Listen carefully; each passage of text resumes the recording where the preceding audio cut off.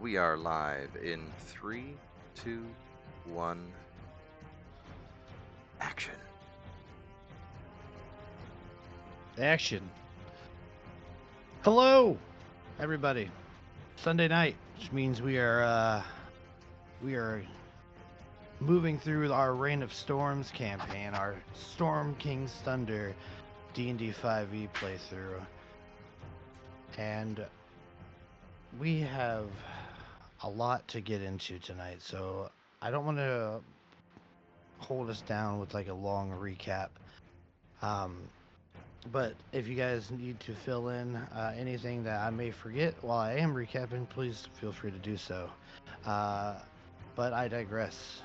Last time, we began with the party separate. Zurag on his own in the Uthgard refugee camp, taking in still the effects of Ragnar Stormcaller's tyrannical leadership. He was told about how Ragnar's mind was twisted by a storm giant witch who had corrupted him and forced him to swear fealty to the giants. In return, he was gifted power and leadership over all the tribes, not just his, but every single Uthgard tribe.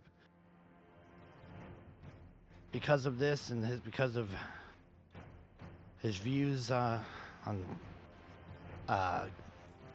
getting with the giants, there have been people fleeing, not wanting to serve the giants or even fight alongside them, much less the orcs that seem to have also been banded underneath the giants and have been forced into a tenuous truce with the Uthgard warriors, sworn enemies for years and years and years, to fight side by side.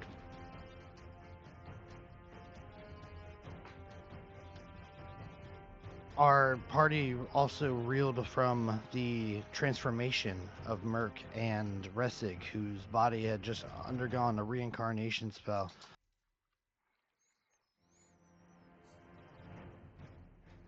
But you don't have much time as you guys wake up the next morning and you all feel like you need to reunite the party and try to figure out what to do about the Dryad demands as well as the current state of the Uthgard refugees. And meet up you do. And while you're having this meet up, you are ambushed by a large war party of orcs.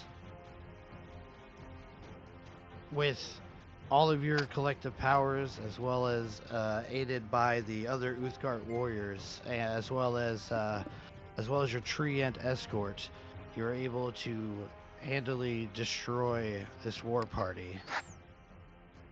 But it seemed like this was just a distraction, something to buy time. Because as you finish this battle, all these orcs laying around you, one of the orcs, with his final breath, tells you that you're too late and the actions have already been set in motion and the Uthgard will die. And as then you hear the distant sounds of what are clearly Uthgard war horns. And that brings us to where we are right now. You guys may be standing around not knowing what to do, but as soon as those horns are heard, Griark, I always forget his name, Risen, and Scylla, as well as her tiger, bolt off, running back towards the camp. What do you guys do?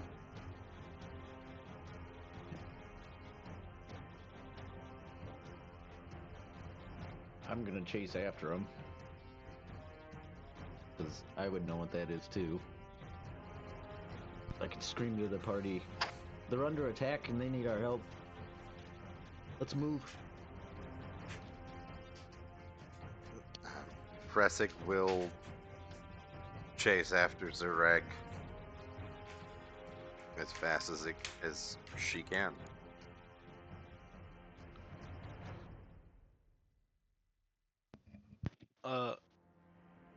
Mirth will lay on hands himself first, and then he'll climb on Skittle and chase after them. Okay.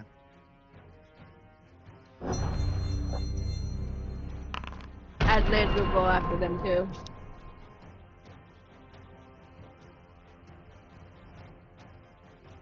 I'm assuming this time everybody's taking off. Sorry, I didn't mean to cut you out. No, you're good. I feel like I would need to talk to the treant because he probably would be confused by what's going on before I ran off. So I would just kind of Okay. say, in Elvish, that the camp is under attack and that we're gonna go help them so that we can try to move them out of the forest and get the orcs away. He looks at you for a moment and furrows his brow as if like he's having a separate conversation. And then he nods as if to nothing and scoops you up and begins running after the party. Cool. I'll say thank you. Yeah, he puts you on his shoulder, Merry and Pippin style. And he's just doo, doo. And as we see the group running through this this wintry forest, we zoom past each of them as they sprint, and we cut across miles of forest, and we finally come out into the encampment. And we zoom right across the encampment to atop the battlements, so over the main gate of this encampment. We see a woman who is shouting above, like across the encampment to everybody as she blows the horn intermittently in between each shout. She's muscular and she has wild, unkempt red hair that's tied with tiger fur. Her body is covered in scars from countless battles, and on her back is a massive great axe. She shouts as she takes a breath in from the horn. A life spent cowering is no life at all. Fight like a tiger or die with honor. And I would like if Zurag would play this person. This is Orla Wolfmane. I will add her to your...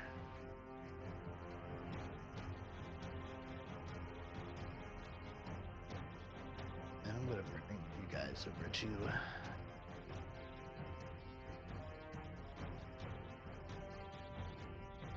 Zamantled. Screen loading. You guys will be over here.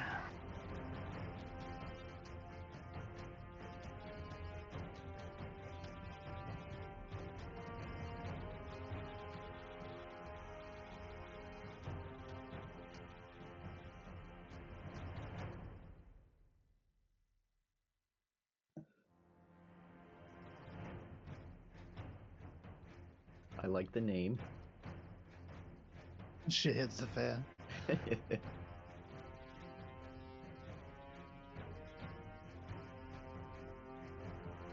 Alright, everybody over here? Yep. Okay. So as this horn is sounding, Orla, you look down and you see a wave of orcs coming towards the battlements, the wall in multiple areas. You can hear orc war drums playing in the distance, and you can see the shaking of trees and stuff as more inevitably come. These are just the first that seem to have made it to the encampment. So as you're shouting for everybody to get in positions, each one of these hold on, let me introduce everybody first before I start introducing mechanics. So as you start shouting, and everybody starts immediately going into high gear. Our camera whips from you at the top of this battlement, looking down at these orcs as they approach. Come over, and we see a man sitting down, cross-legged, his eyes closed, but opening now that he hears the alarm. And as he stands up, he places a staff into the ground, and he raises one hand, and all the fireplaces in the encampment erupt with a greenish light and begin to radiate warming energy. He's a wiry man, and he's got weathered skin and braided black hair that's adorned with feathers. He's got piercing gray eyes, and that seem to reflect his kinship with the spirits of the air. As he steps into battle here, he says, "The winds speak of death and fire, but we will turn the storm against our enemies." And I would like if Adelaide would play Kyle Stonestalker. Ooh. Cool. I will give you ownership of him. He will be in the Uthgard NPCs folder. Got it.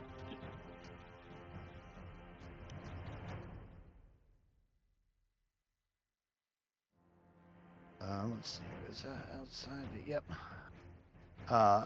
As we pass all these fires just erupting into green flame, we watch as they circle around this main circle of the encampment, and as they get closer to this building, we see people rushing to weapon racks and armor racks and donning them for battle. As one person steps out, looking already ready to go. We see a broad, stocky man with a braided beard that's streaked with gray. He's got dark eyes that burn with resolve, and his armor is adorned with lion motifs. As he passes out handfuls of spears and swords, "Hold the line! If we fall, they will kill everyone! I will not let that happen." And I would like if Ressig would play Bjorn Ironfist. I think I can manage that.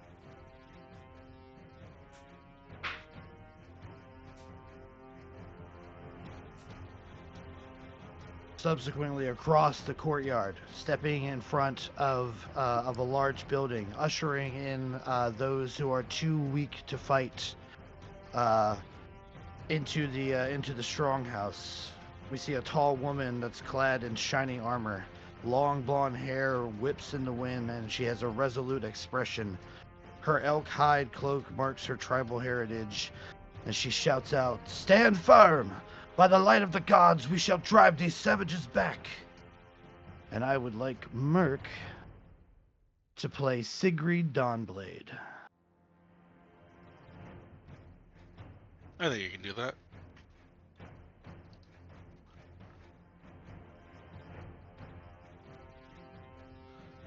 As all this commotion swirls around, we move around across and through crowds of people moving their way, each of you shouting your orders as we zoom across, and we see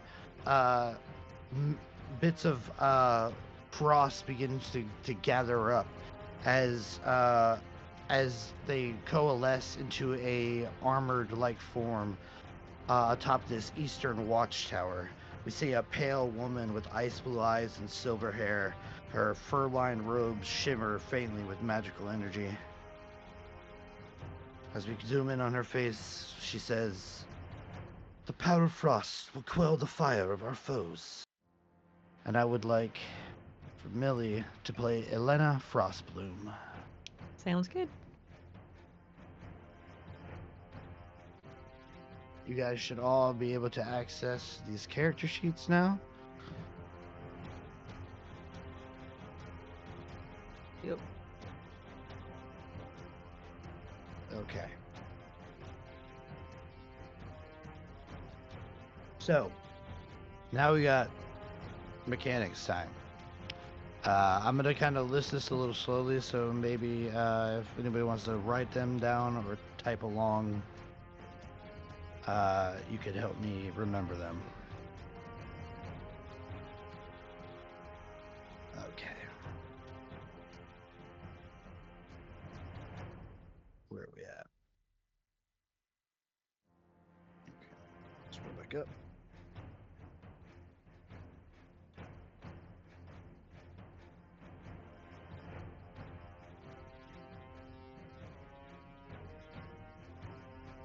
So, this is a good old-fashioned siege. My monsters are going to be attacking the walls, attempting to break through and attempting to cause chaos, while you guys attempt to fortify, bolster, and prevent that from happening. So on your turns, especially here in our current siege stage, you guys can use your turn in multiple ways. You can either do a normal turn, which means you can use your action, your bonus action, and your movement as normal. You know, completely normal turn. You can also escort refugees as a turn. So when you do that, you will move to the closest group of refugees without expending your movement. But once you get to those refugees, you must bring them to the safe house, but it's at half movement because you're moving a group of people amidst a bunch of chaos. You can also bolster the defenses. The walls, the towers, and the safe house all have ACs and HP. If you spend your action to bolster it, you make a check, which I'm gonna add this in the little thing I sent to you guys. But you can use, say if the wall takes damage, you want to repair it, you can use your turn to repair it. You make the check. If you succeed it, you restore 10 HP to whatever you're repairing. Alexa, turn off the timer.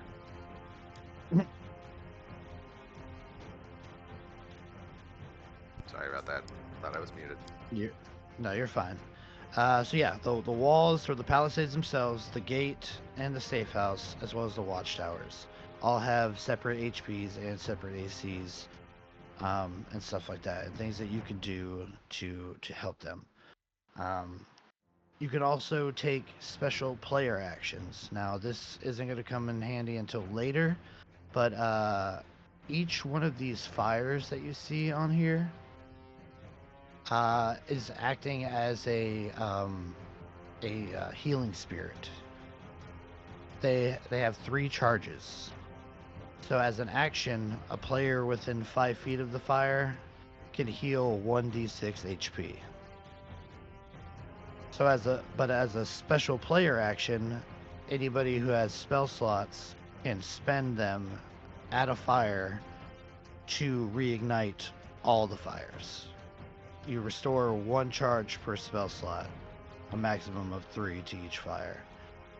Now, beyond, you can do this with multiple fires, but you have to spend more spell slots. So say you want to ignite 4 of the fires from just the one that you're at, it'll cost 1 spell slot per fire. Does that make sense there? Yeah. Yeah. Okay.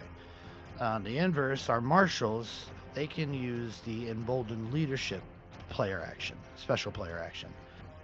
Our marshals can use their actions to give anyone attempting a task or performing an action a bonus whose value depends on a charisma check with a minimum of +1. So you'll make a charisma check, and no matter what you get below the certain threshold that you get a +1 because you're taking your whole action to do it. You should at least get some sort of bonus. There is a DC for a +2, and then there's a DC for a +3. They're not impossible, but they are a little difficult, and it's just to signify the chaos of people trying to take orders, while all this shit is going around. So at a DC 18 to 20, you get a +2 on a charisma check. You get a DC 18 to 20 on a charisma check. You get the +2 to give to anyone who's attempting a task. So let's say if Orla wanted to use the special action on her turn, she rolls and gets a 19. So that's a +2. She can then see that Sigrid is escorting refugees, and could give a +2 on that on the check it would require to defend them and whatnot. Makes sense? Pretty easy. Can you hold it, or is it only when you perform the action? When you perform the action, you must decide who you're going to give the +2 or the plus. Or you have to decide what you're going to give them to, because you have to give it to them right then. Yeah. There's that. Everything else is pretty much kind of upkeep on my side. Any questions thus far? Let me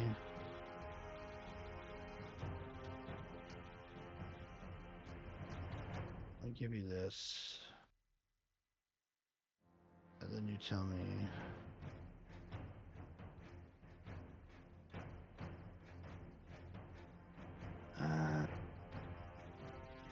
What do you mean?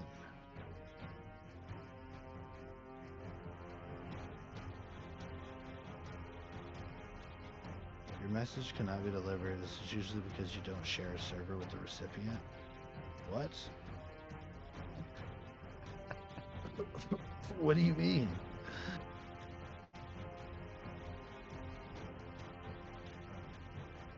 That makes no sense.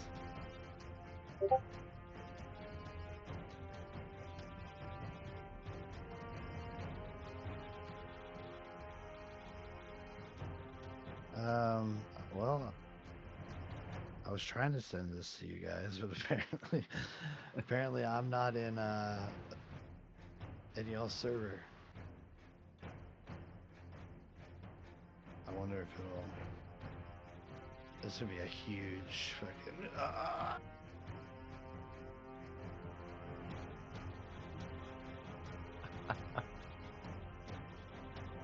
There you go. It's in there.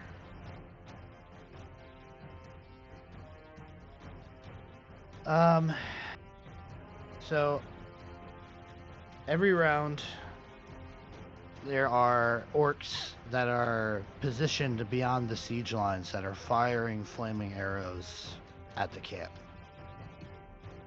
They have a base damage they will do to the walls. They have a number of casualties they will have, but you guys can reduce those casualties by helping escort refugees.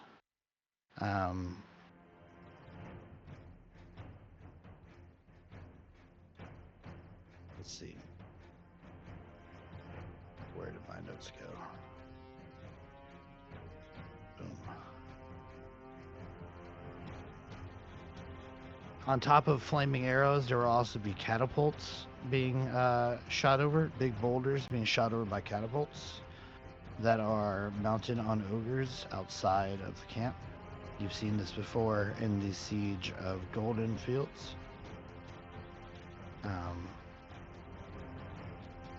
These may or may not be on fire at some times, but what will happen there is I will roll a D4, and we can pretty much split this thing into quadrants.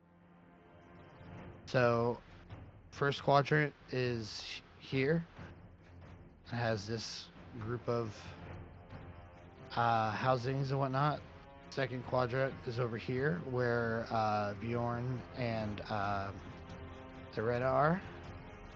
Third quadrant is down here where Kael is at, and then fourth quadrant is here, where Sigrid is, and then of course Orla is in first quadrant as well. I will roll a d4. Whatever quadrant it hits, I will then do the subsequent rolling to see if something does get hit, and we'll go from there.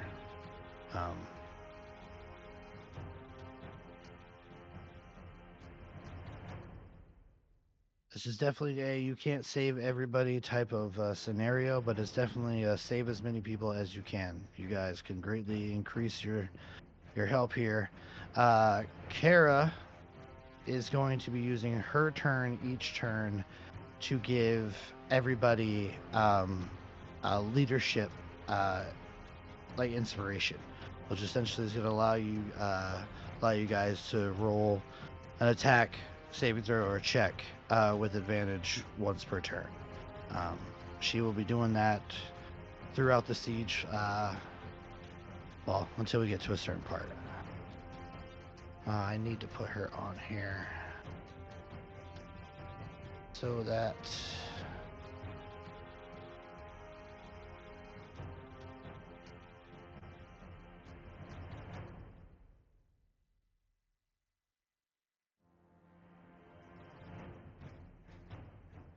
okay. And I also need one thing left. Any questions on what we got going on? With the refugees, can we pull them out of quadrants? So we kept doing like this here and escorting them back. So essentially, there are a group of there are 2 groups of refugees in each quadrant, making for a total of 8. So you can move to a quadrant, and if you're going to rescue, say I'm going to rescue somebody from a group from quadrant, I'm going to rescue group 1 from quadrant A. You will then move to quadrant A without expending your movement. It's just to signify you like dashing over there and gathering up everybody real quick. But then your movement ticks as you start to move them back towards the safe house, which is right here. I'm kind of giving you guys the 2 groups that are already in this quadrant, like a freebie type thing, so you don't really have to worry about them. But there are still 2 groups in each quadrant. If you need me to put a token there for you to remember that, I can. Just let me know. Might make it easy because there's a lot of things going on. Yeah. Lot of things going on, which is why I'm gonna rely on you guys to help me No worries. if you would. I think we can manage. Get this buddy out here. We are all reasonably smart folk. All right, and I mean, if we need to take times to get it, like get some questions asked and stuff like that, feel free. Well, I It's a realize lot. if the character I'm playing happens to die, there's a suit of plate mail armor up for grabs. It's what loot is bound on pickup, so it's unfortunately. Wow. Let me see here. Nerd. Guess you'll have Am I to allowed to live. just hit like long rest real quick to get all my spell slots back? Because they're Oh all. yeah, right yeah. Yeah, I forgot when I did that. When I added the spell slots, they come back as expended. So those with spell slots, make sure that they're not expended. Feel free to hit a long rest on your thing. Okay. We need kimonos. Few kimonos. So we'll have kimono there. Kimono there. Kimono there. Some kimonos there.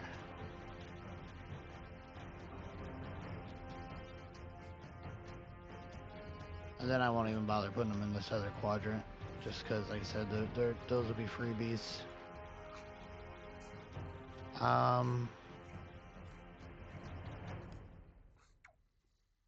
Is Zeb just being there representative enough, or do you guys want me to like give him an aura where it kind of shows how many people there are?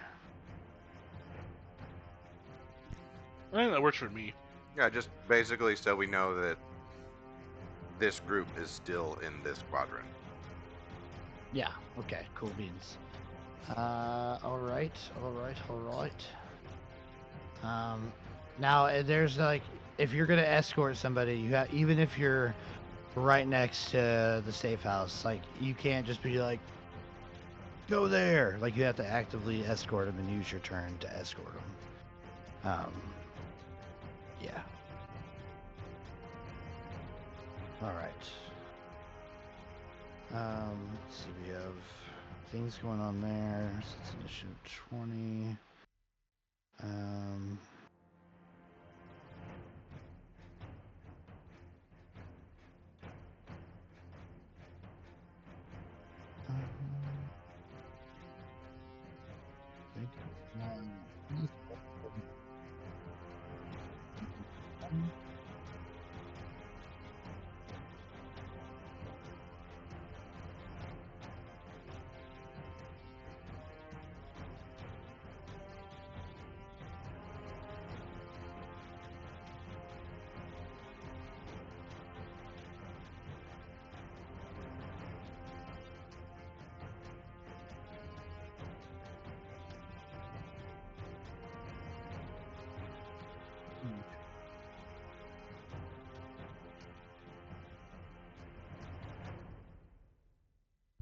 This should be interesting. Yeah, it should be. There's like a lot of moving parts, so it might be a little clunky, but it's a siege.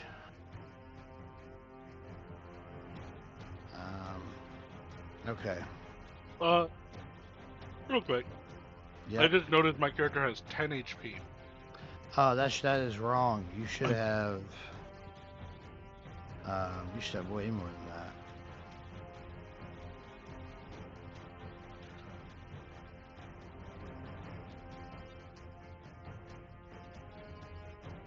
Yep. Who are you, Sigrid? Also, Agreed.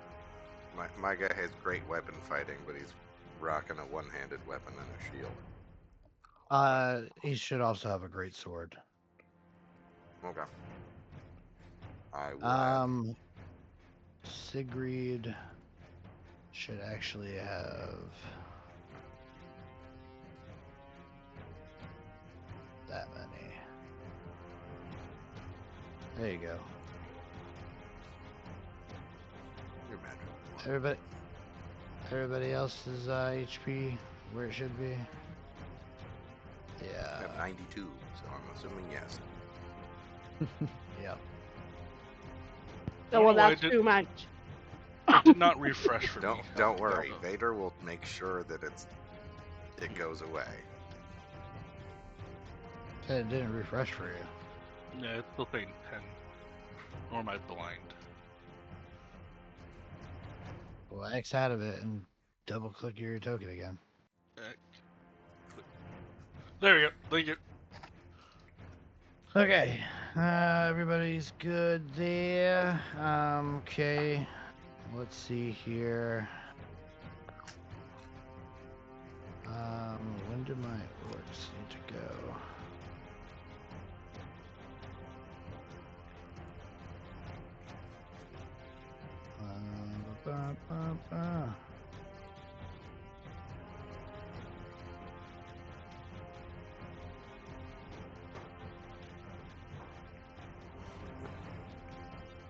Okay.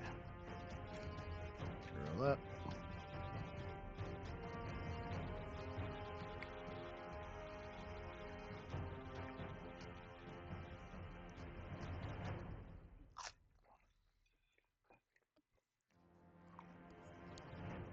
Okay. Are we ready to go? We are ready to go.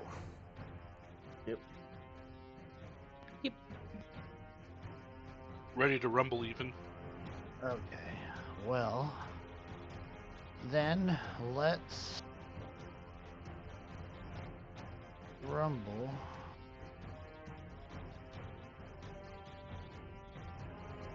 Let's roll for initiative.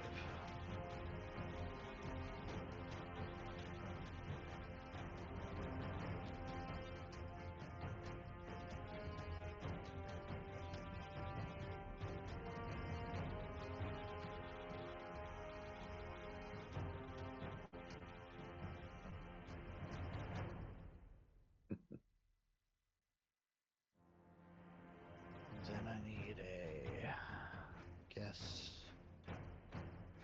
token for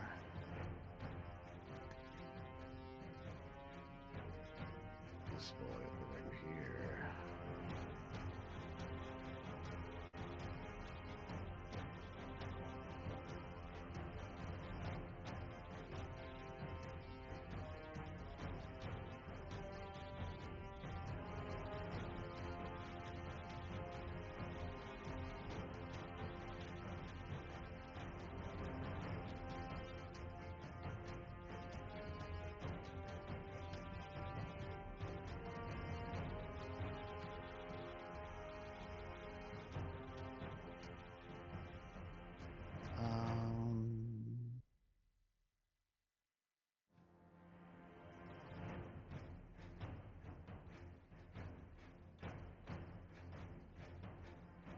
Okay, then I need a Elena to roll.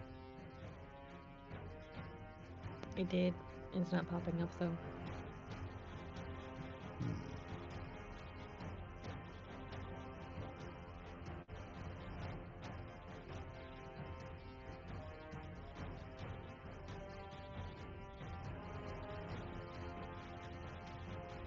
Did you click the top die? Yep. Did I not give you? You can access her sheet, right? Yep. Huh.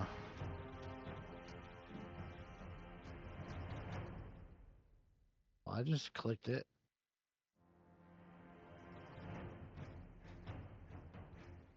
Maybe try it now.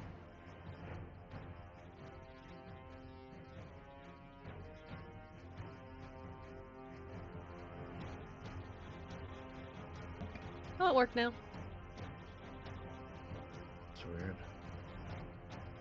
This is like the third or fourth time I've clicked it, but it works. I'm glad.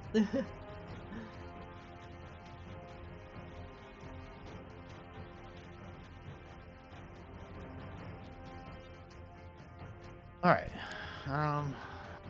Okay. Oh, nice.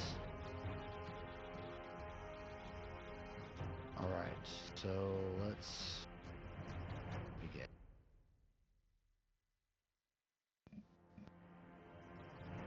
Change your music here real quick.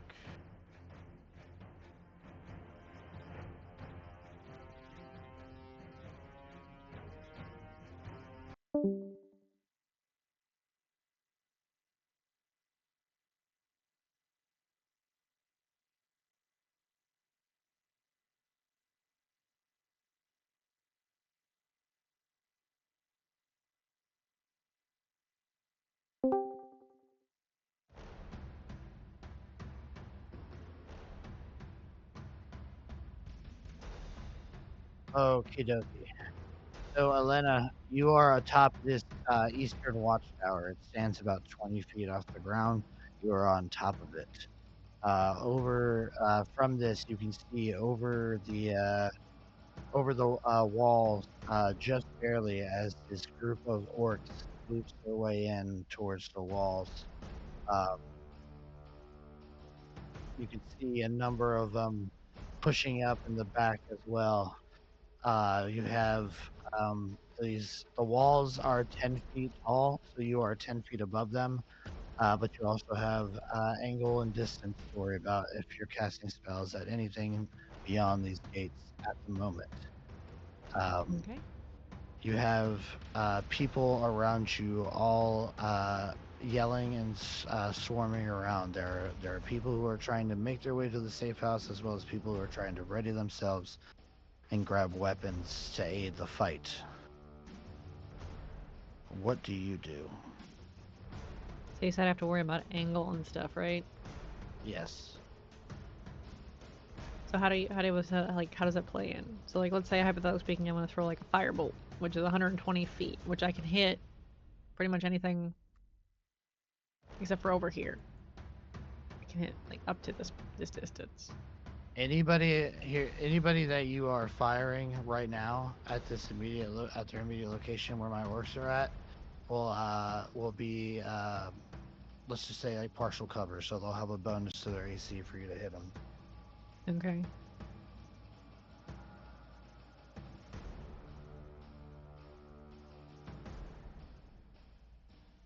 I guess if I yell from where I'm at, would the people below me be able to hear me? Yes. All right, I'm gonna yell to remain calm, that we're gonna take care of it, and for everybody to be orderly and try to make it to the refugee center, and then probably take a group and try to get them to safety. Okay, so you're going to use the escort refugees action. Yeah. So you're gonna hop down, which you can do so free of movement to get down here with these refugees. Yep. And then I think they're neutral, so you should be able to highlight it and move it with yourself. But you are now moving at half speed. You can dash, but essentially you'll just it's just giving you one Full movement. full movement. Yeah. Okay. I cannot highlight it, by the way. Let me know if it lets you move it. If not, I'll just move it with you. Nope. So I'll just do the dash, and we'll take them, I guess, 30 feet. I think it'd be to here. Please follow the. There we go. Okay, these guys will come with you.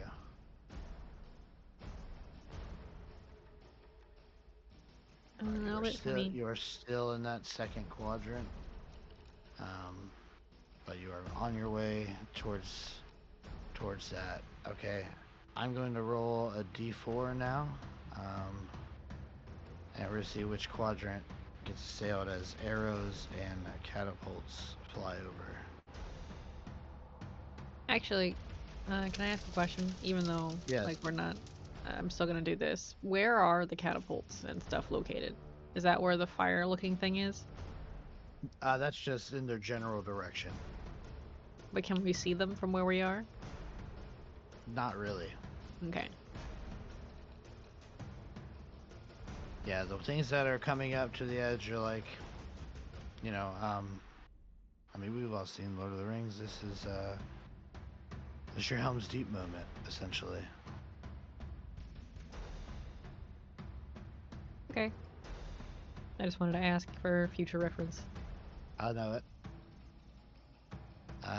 Yeah, they are just gonna be swinging, slinging shit in here as things go. That is quadrant 4. So, unfortunately, that is where the safe house is. So, flaming arrows are gonna hit into the walls, doing 5 points of fire damage to them. Let's see, they're also going to do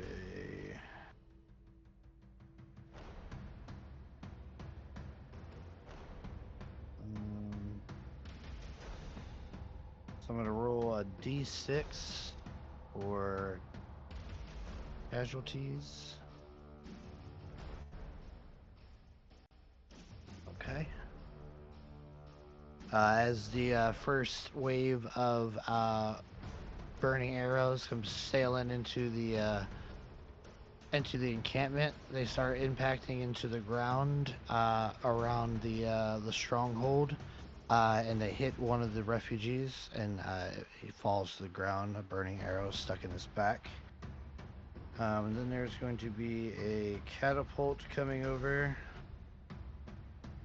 And the way the catapult is going to work is I roll an attack roll.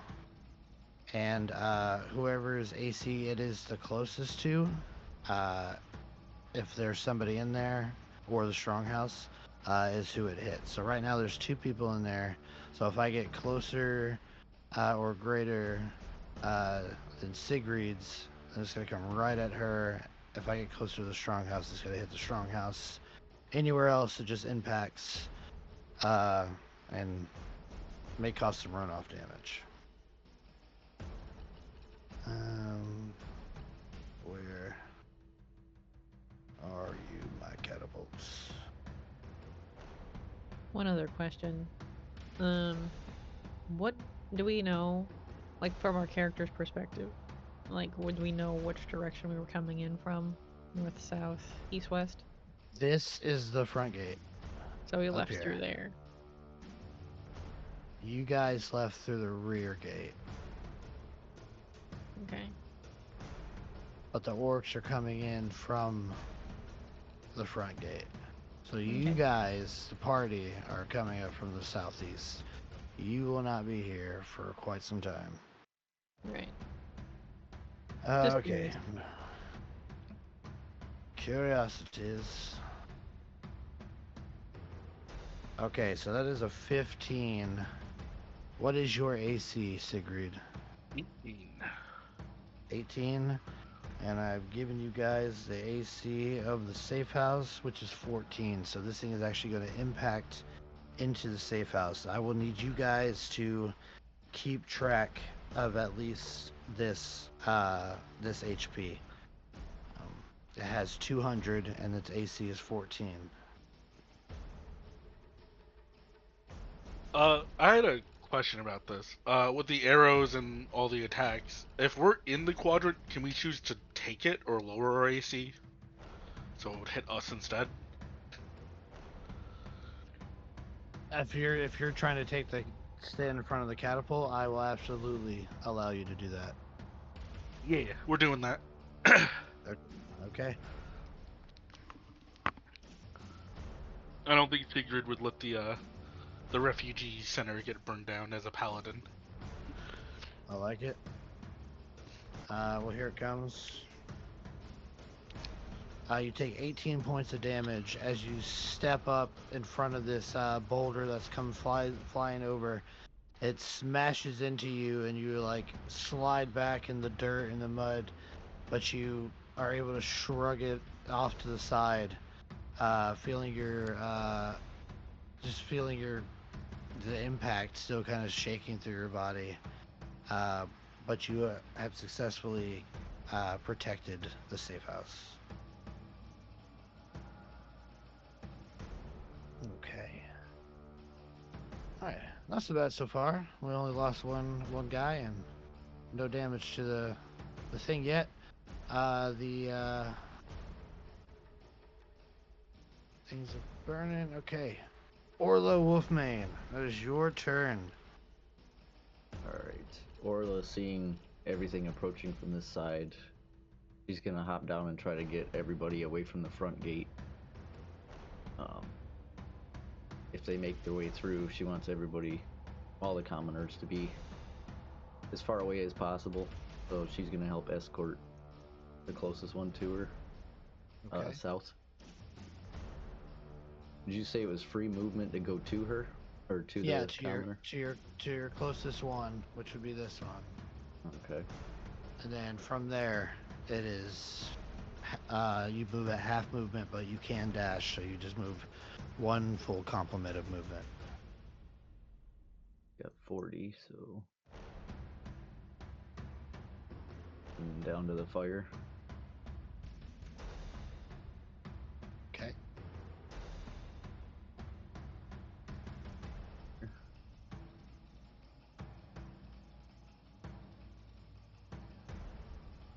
All right.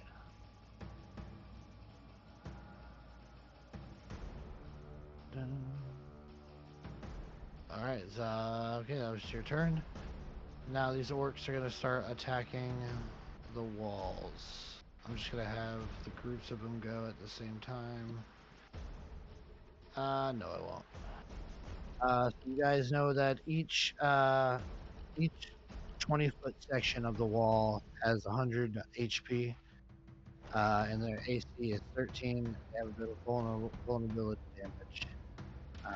If it's fire or bludgeoning. However, I will be doing slashing.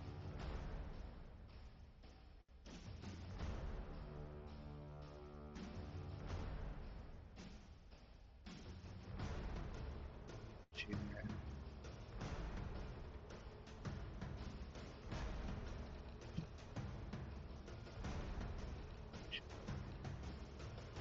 Eight is a little different. I wish I had a way I could indicate that. This one here, excuse me, is going to use a bonus action, and he's going to battle cry. So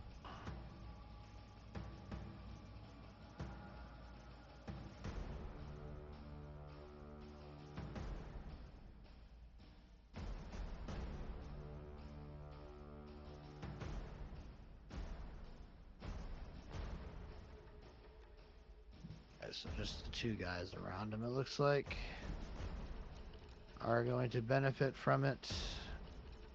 But they will. I'll go ahead and put that. Pop it.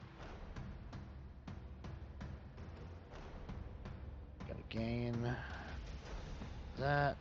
Then he's going to move up to the gate, and he is going to attack the gate twice. The gate itself has 75 HP, an AC of 15, and fire and bludgeoning damage. Vulnerabilities. How about this? Sergeant, would you mind keeping track of the gate for me? Yep. Okay. How about Sigrid? Can you take care of the safe house? Gotcha. Okay. And can Elena take the walls? Oh my god. Take the wall that's been attacked so far. Yep. Which is this one right here. It's only taken 4 points out of the 100 that it has. Okay, so this guy moves up to the gate. He's gonna attack the gate 2 times. Does he get it? Each creature of the world is within can hear it. Not a bit yet. Let's see. Okay. Yep. Alright, so he's gonna come up and attack the gate 2 times with advantage. Wow, we gotta roll better than that. Alright, a 9 is gonna ping off the gate, but the 24 is going to make purchase.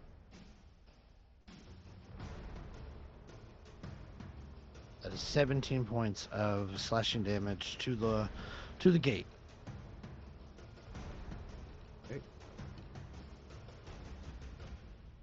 Okay, this guy's gonna move up to this part of the wall, and he's going to attack as well. Grid axe, normal. He's going to hit. Again, 4 points of damage to that one. I'll track that one.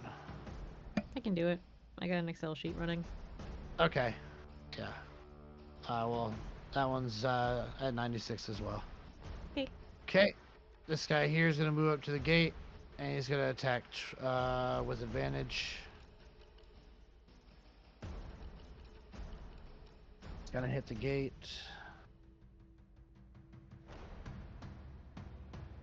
Eight points of damage to the gate.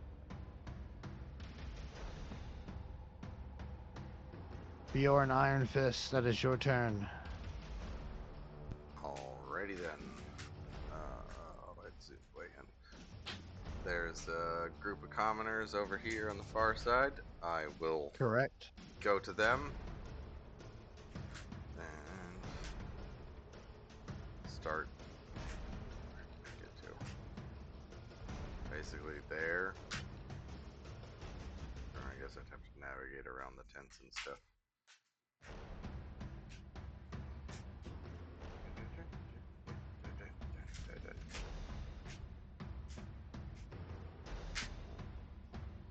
No.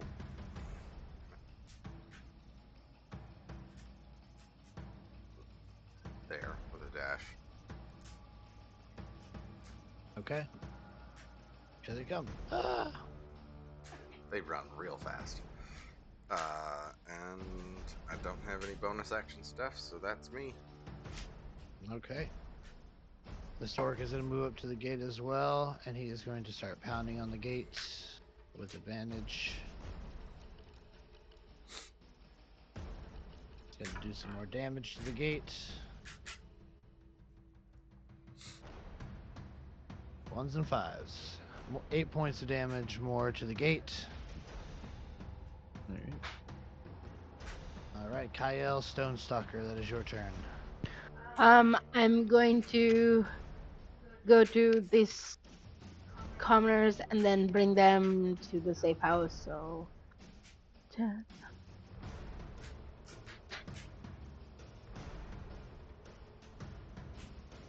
20, 25, 30. Actually, I'll bring them. I'll come here to collect the other people too, if I can. You can only move one group at a time. Okay, so I'll bring them there and then. Cool. That's my turn. Scratch that. You can move 2 groups, but you move at half your speed, so you'll lose the ability to dash essentially. Okay. Sigrid, you just took this catapult boulder to the chest, but shrugged off some of the damage there. What do you do?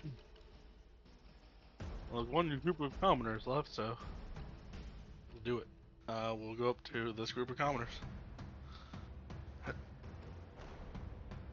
I highlight her twice.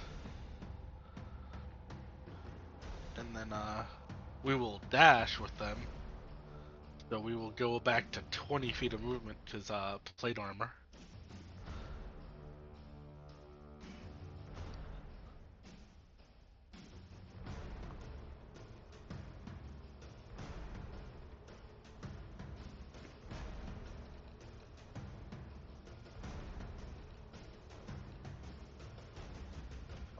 Okay, this one here, you can move through.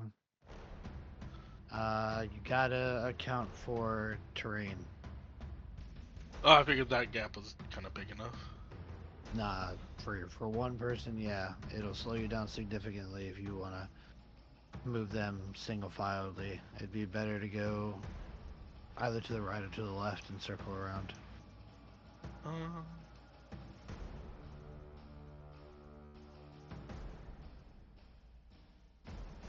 Yeah, we'll like that. Okay. Alright. Cool beans. This guy here is going to move up, start swinging on some whatever that thing's called, the wall. And can't even hit the wall. Well, he hits it, just does no damage. This guy, same thing.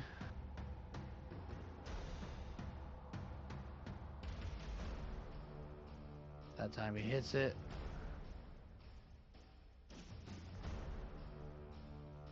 There we go. 14 points of damage to the northern one.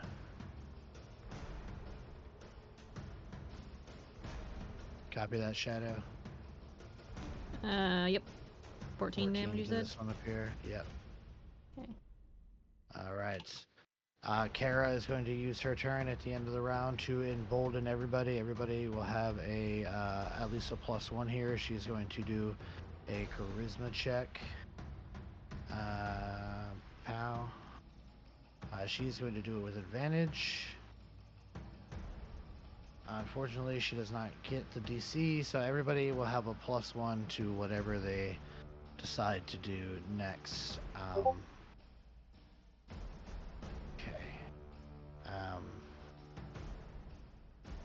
All right. Elena, that is your turn. So I assume we have to guide them the entire way, right? Yep. Yeah, but you So- have to get. You have to bring your character portrait right here. Otherwise, they don't move, correct? Yeah, you can't just be like, go over there. Okay. So I'll just do that dash 30 feet, get them closer. Okay. Because you expended your turn doing the refugee escort, your +1 comes in the form of defense. So when I roll for casualties here soon, they'll essentially have a -1 to theirs. Question. Is it Yes. per instance, or is it like in that round, right? So like I did that action once already, and now I did it for a second time. Does it just the +1 for it, or like in this round, or would it be like, how does that work? Essentially, because you guys have all done refugee escorts, that brought it up to like -5, and now that you've done it again, that brings it up to -6. So I'm increasing d6s each round as we go for damage, and your numbers that you accumulate when you're escorting refugees will help subtract from that number. So right now it's a -6, actually a -7 because of the +1 from Kara and you doing this action again. So I'm gonna roll this time around. It's gonna be 2d6, but it'll be -7. So if I roll anything less than a 7 or anything less than a 7, you negate it totally and nobody dies.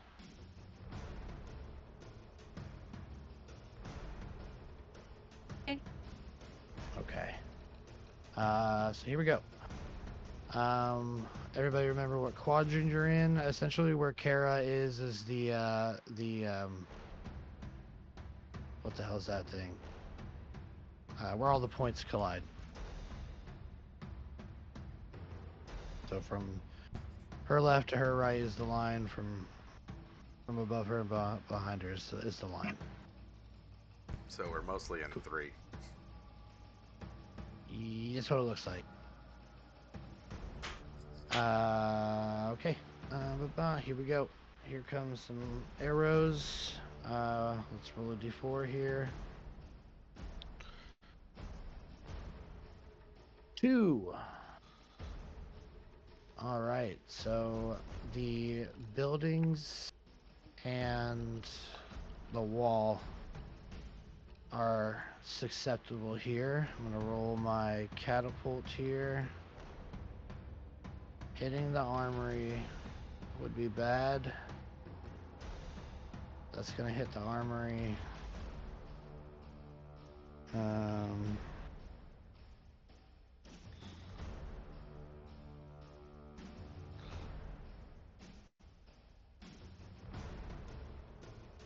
Armory's gonna take 29 points of damage. Armory only has 100. Could I have? I'll keep track of that.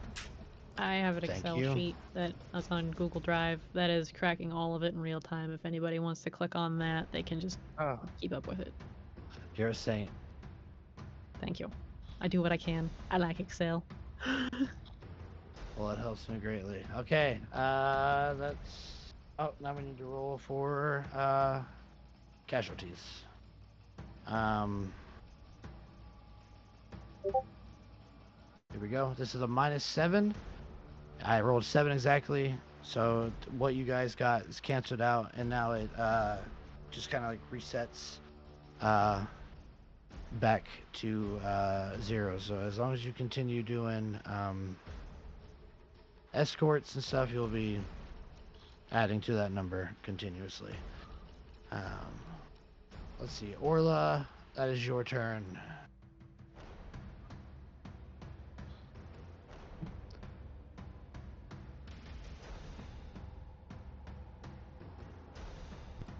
So You I have muted. to go around that. Slam dunk those refugees. Yeah, you can't run through the fire. You have to go Did you say around the slam fire. dunk 'em? Yes. It'd be like shift. Oh.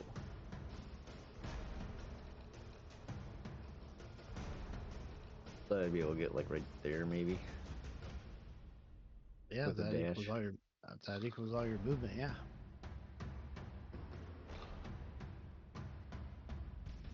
Yeah, just try to run them there. Okay, and they will make it here. They All right. have to get right here, right in the front. Yeah, your character portrait has to be here. Okay. That's her. Okay. Orcs at the northernmost part of the wall. Gonna attack. Not with advantage, but I'll just take the first one it is, which is the 11, which means it hits, I believe. Yes.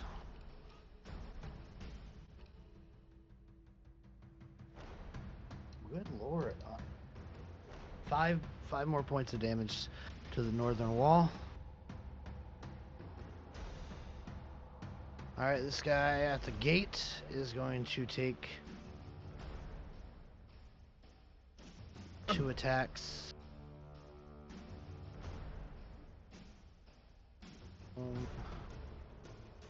Hits on the first one.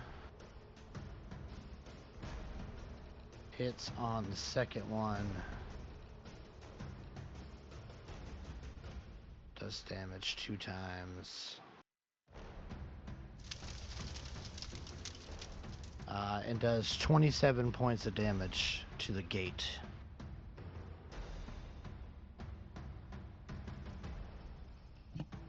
Okay. Alright.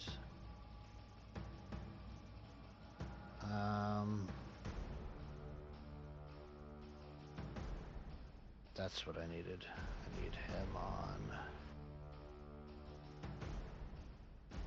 What was the armory's AC again? Sorry. Armory's AC is a 14. And then the watchtowers. Watchtowers ACs are 15, yeah. And then which watchtowers are going to be in play, and can we throw a number on them on the screen? Every watchtower, these are watchtowers, will be in play.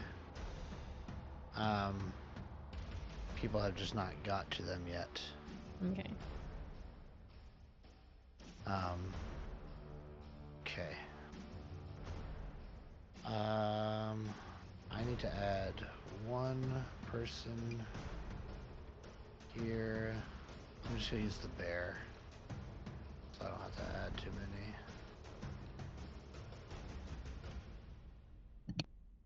Because I can't leave out my main man. Whatever I said his name was.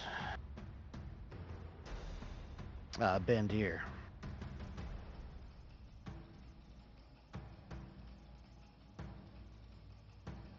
Lots of moving parts going on here, guys. Lots of moving parts. You labeled the healer's tent. Is that also something that's going to get hit, or no? It is something that can get hit. Yes. Does it have an AC and an HP? AC is 12. And HP is 75. Thank you. You're welcome. Okay, where are you at? This guy's gonna continue chipping at the gate over here, or the wall, rather.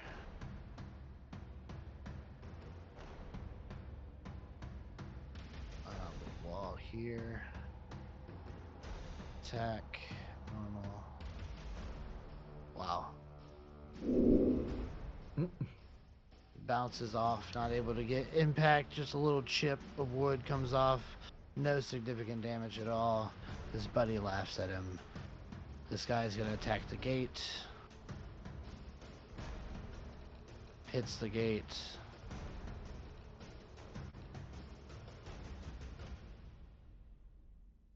Digital dice is let me down. That's 4 points of damage to the gate. Bjorn Iron Fist.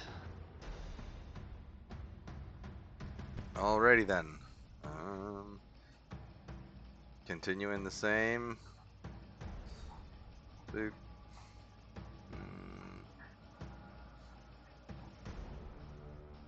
Boop. Yeah. Nope. That's not where I should have been. Added an extra little move. Right there. Okay. Keeping it up.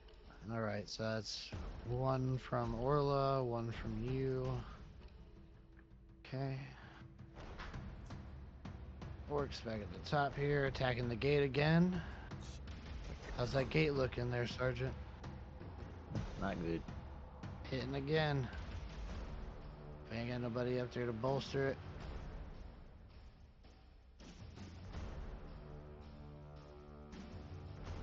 But I can't roll higher than single digits. We just out here.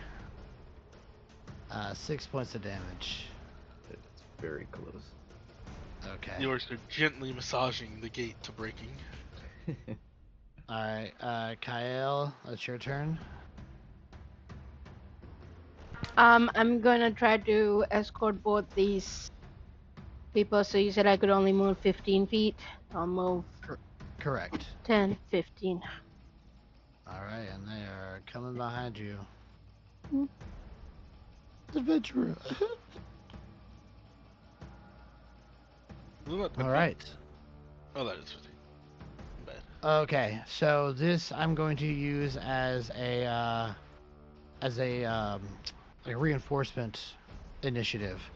Now that a round has passed and people have begun to get into their position, Bandir is going to yell for reinforcements. He is going to do a charisma check at advantage. I'll just use Kara's because they have the same. 17. He is going to provide a he's going to be able to provide a +1, and then I need let's see here. Sorry, different mechanic. He succeeds. Everything in that has taken damage regains 10 HP. As he starts getting people into position and barricading and bolstering. Okay.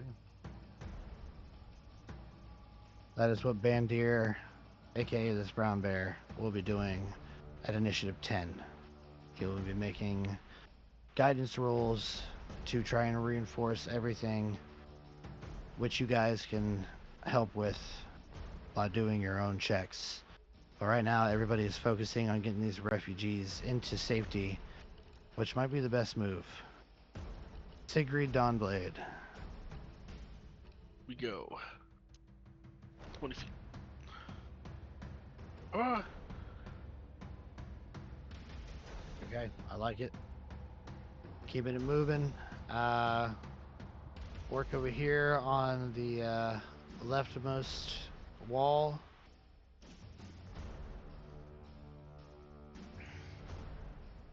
So to attack natural 20.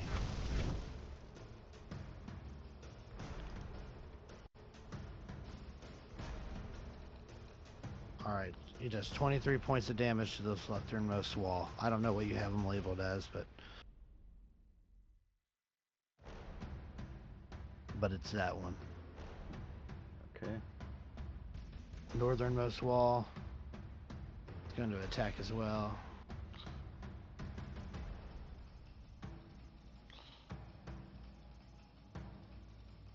15 to hit the wall. Does that hit? Sure does.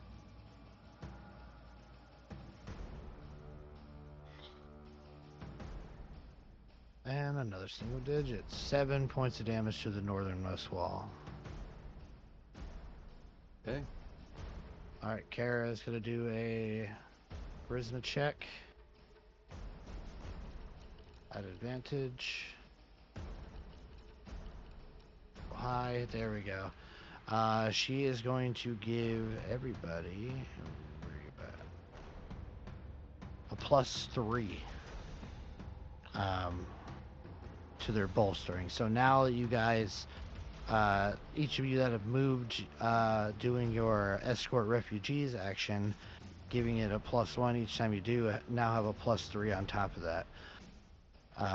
So that's pretty dang good.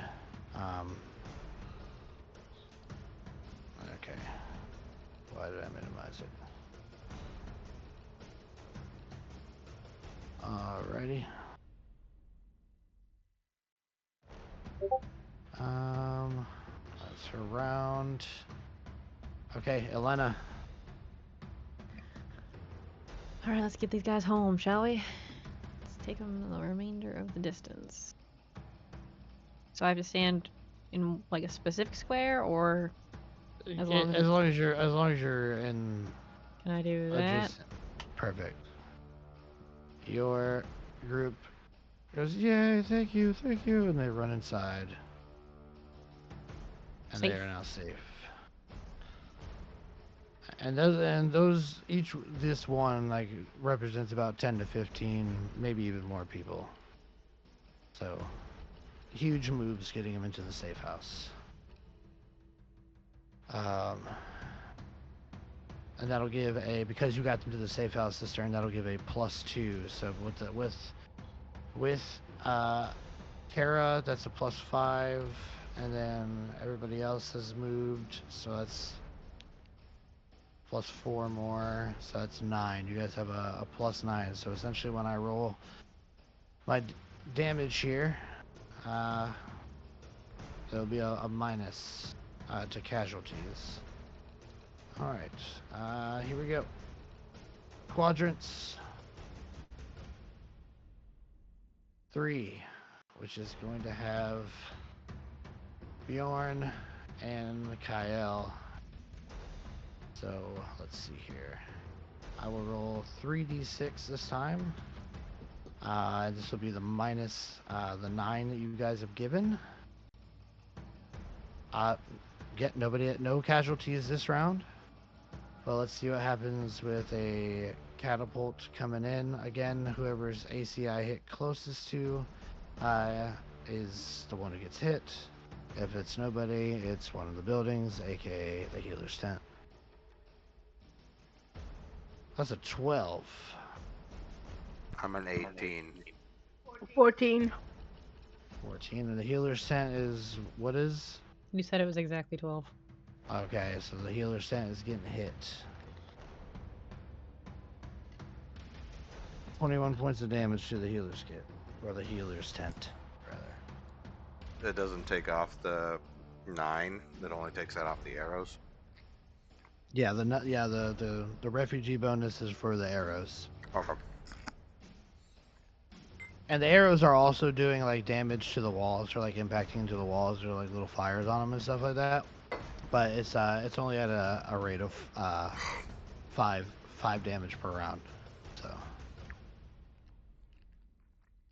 which isn't necessarily something you need to keep track of yet, but it could become a problem. Alrighty, Orla. Orla is gonna yell at Elena and tell her to grab the refugees here. I have to make haste for the front gate. And she is going to take off back to the front gate. It'll be a -2, I think.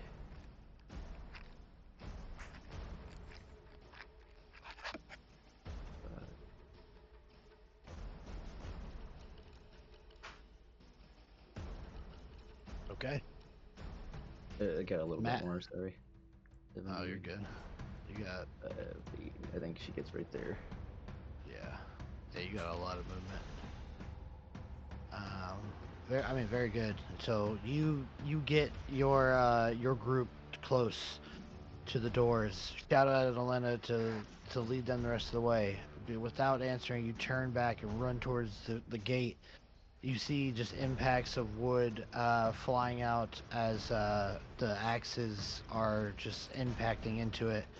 You can hear the grunts of the orcs as well as the war drums echoing all from outside this gate. Okay.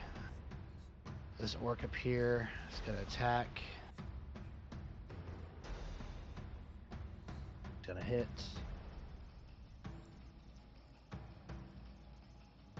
There you go. Max damage. 15 points of damage on the northernmost wall.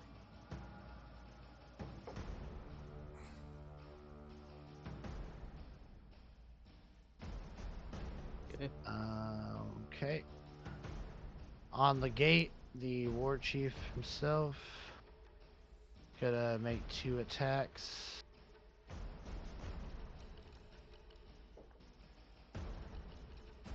Gonna hit with the first one, and probably hit with the second one. Does a 15 hit the? Yeah. Just hits the gate. Okay. Damage.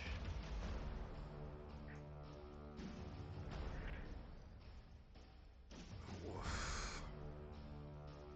Okay, that's gonna be 29 points of It's gone. damaged. Okay, so the gate bursts open, and these orcs start to move in. This one's gonna continue striking on the gate, or the wall rather. Misses the wall, or doesn't miss, but strikes off the wall. Alrighty.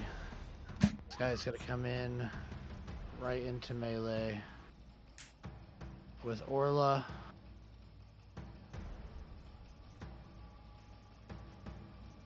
I'm going to attack you. 7 does not hit you. You're able to block this creature as he comes in. Great axe swinging wildly. And you just block him, pushing the axe out of the way. Readying your own strike. Bjorn. All right. How much movement is it to get there? That's like 25. Yep. So, moving on up. Like right there. That was what, 20 feet? 25.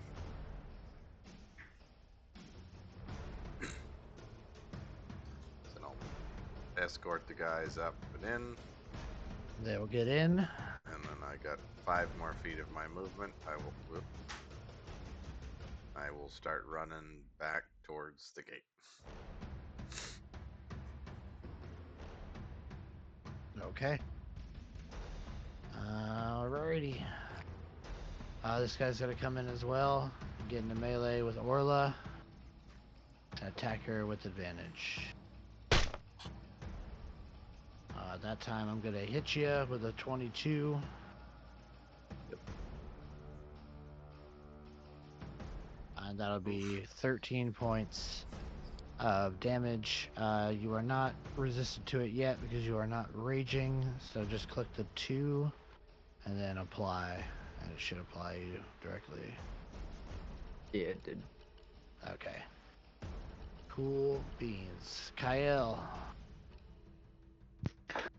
I'm gonna escort the 2 groups, and so I'll move 5, 10, 15.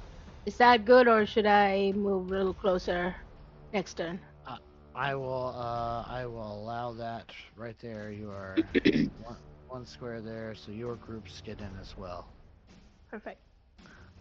That's my turn. All right. You guys are doing great. at saving these guys.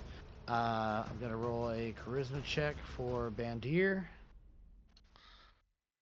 with advantage.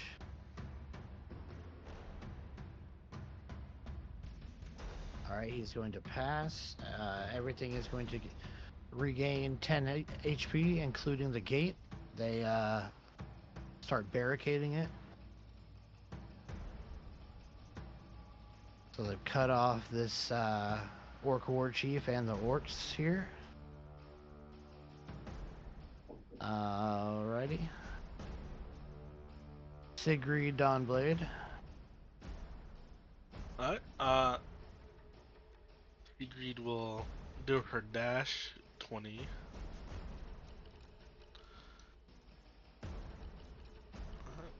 Every time. Get up to here. Can she grab that group in front of her? You absolutely can, just like with Kyle, it'll slow you down now. We're almost there. All right. They will join the crew here. All right, this guy here is going to continue attacking the gates or the what's it? The wall. Bounces off the wall. Must be hitting some relatively strong points. Maybe a knot.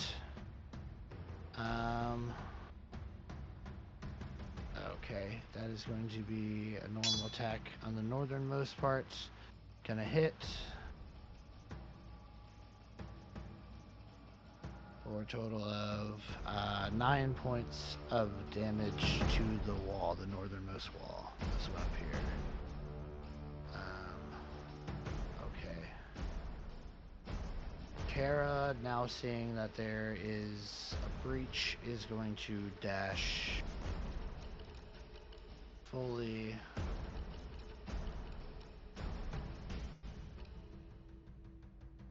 up to here.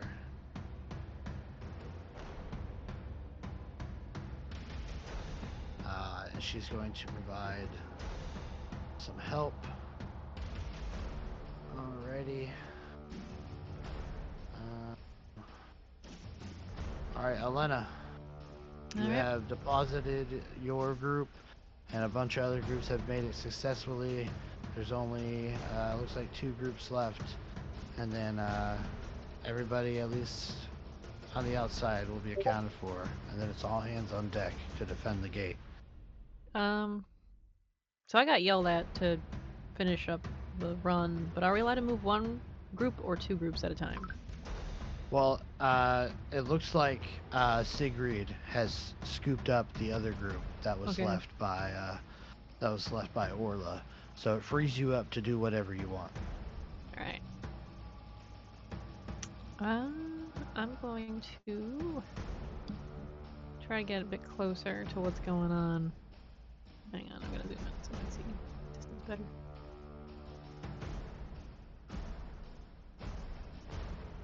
Am I allowed to, like, go past them?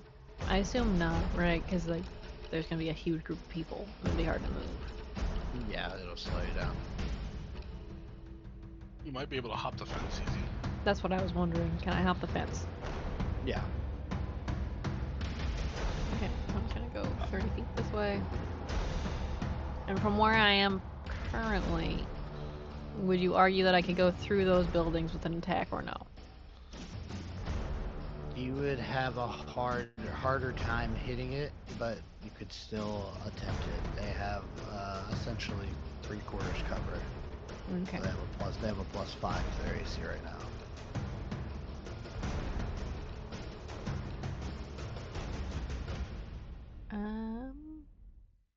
I will do magic missile. All right. Then it won't be a problem. Yeah, that's a way to get around those constraints there. All right, so magic missile, go ahead and fire away.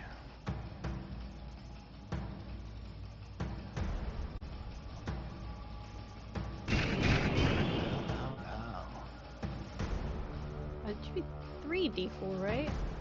You roll them Yeah. one at a time. Oh, okay. Just click damage. It's alright. Yeah, you don't want to spend both spell slots. And then one more.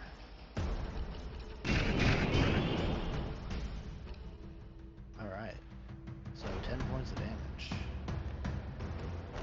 Pow, pow, pow.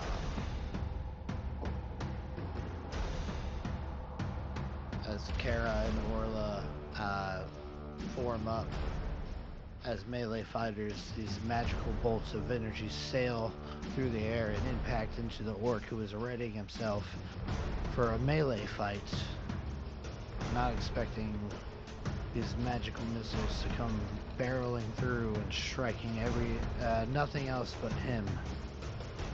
Alright, anything for your bonus action? I don't think I have any bonus actions. Okay. Well then, here we go. I'm gonna roll a d4. We're gonna see which quadrant here. 2. So let's see here. I'm gonna roll. It's gonna be 4d6 this time, but you guys have done super well. Let's see. Each group that was brought in there this round, or the past round, it's a +2. Kara did not give her thing, so that's a collective +8. So whatever this is minus, well, actually, I think you guys are up to like a -11 right now. So here we go. 46 minus 11.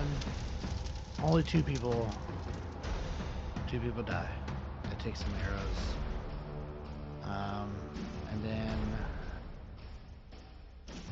20 plus 6. The 12, so that's just gonna impact into the ground. And here, we'll say this. It impacts a tent, which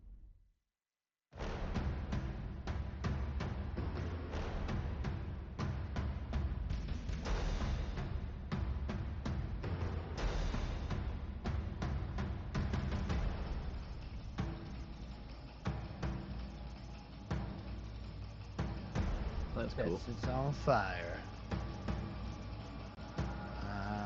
Okay. Alright. Orla, that is your turn. You have two orcs right here in front of you. The gate has been started to be bolstered again, but it's not going to hold for long if people keep wailing on it. Yeah. Orla's gonna rage and see if we can take out these two that busted through as fast as possible.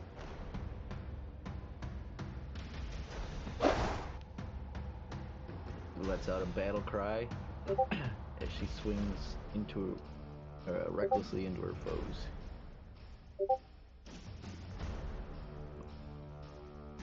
First one. $20 to hit. Does hit.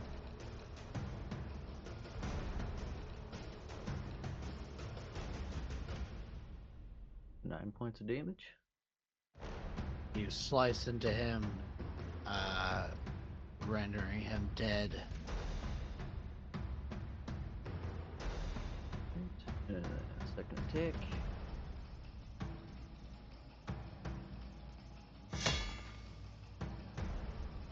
$23 to hit. 23 definitely hits. For 9 points of damage.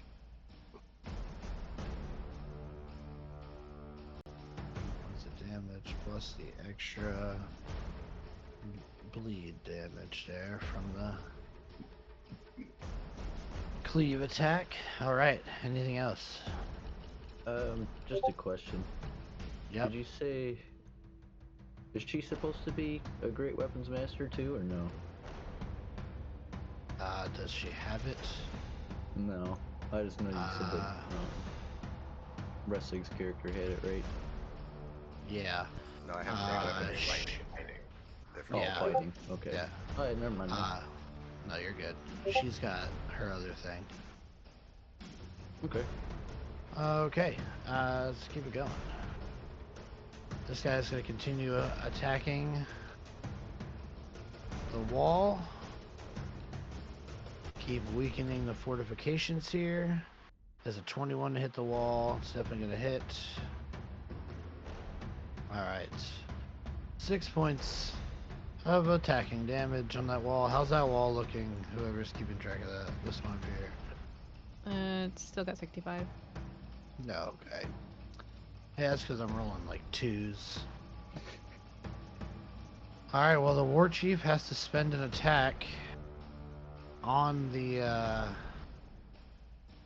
gate because it's been repaired 10, and he's bounces off the first one. Seems like the barricade is holding, so he's got to use his second and final attack to try to burst through, and he still doesn't do it. Whatever barricades were put in there are adding some resistance to him being able to get through. How's this wall over here doing?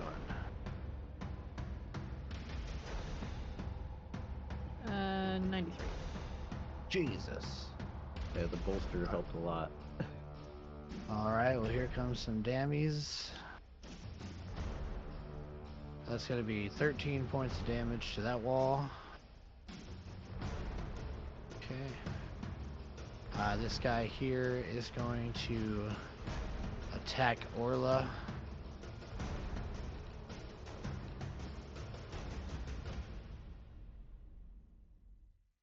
Great axe, no longer with advantage because they ain't got no bodies.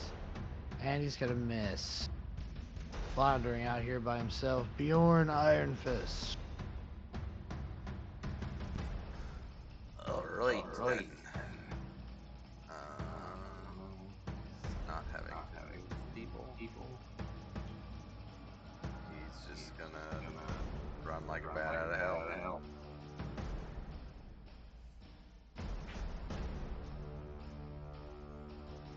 And that's all we can really do.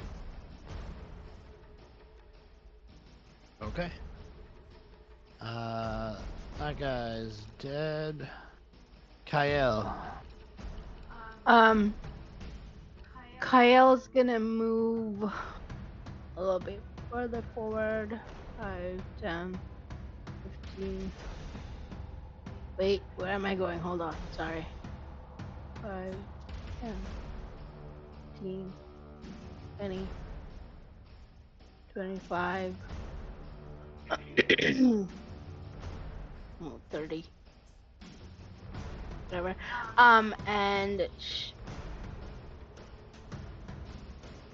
is it too far to see this guy?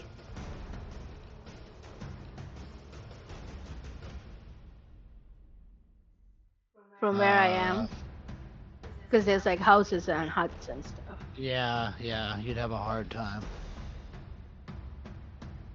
And as my action, okay, well I guess I'll dash another 30 to like right there.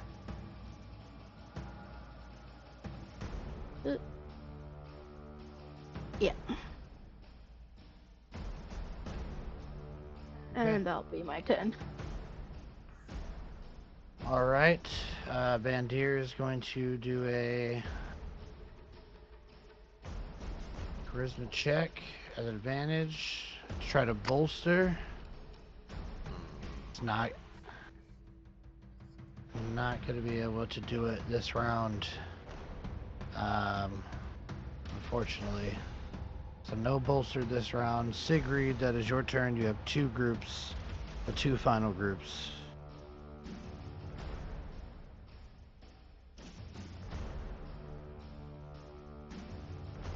Are you muted?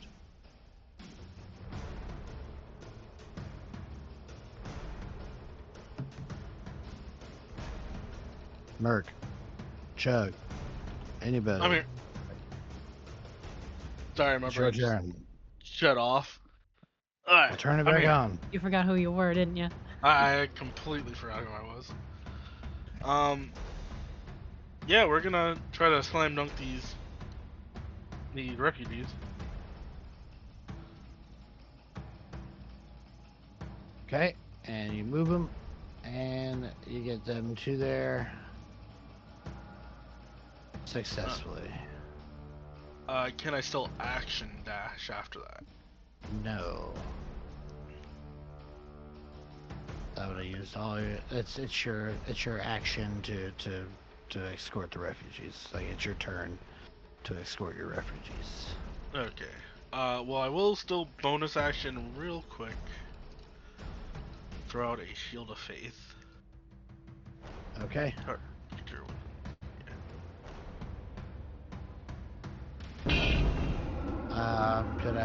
This guy commands this guy. The gate is weak. Focus your attacks on that. He's gonna go 5, 10, 15, 20. Get over here and start attacking the gate.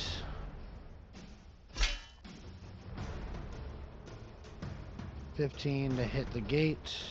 Just hits. Just hit it.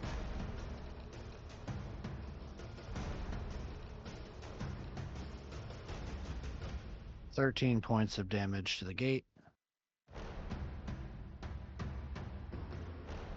It's open again. Okay, it's open again, so he actually had 5, 10, 15, 20, 25.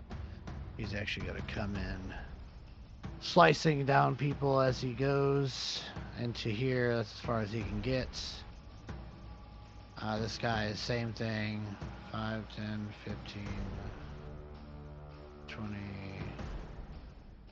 25, 30. He's going to come in the gate as well. Kara is going to cycle around 5, 10, 15, 20, 25, 30. Come right in here, and she is going to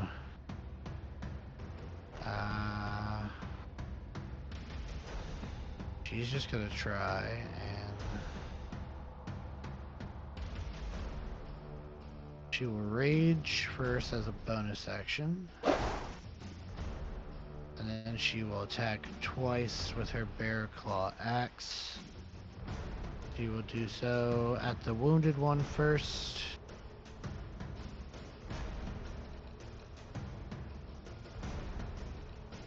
With advantage. Hits.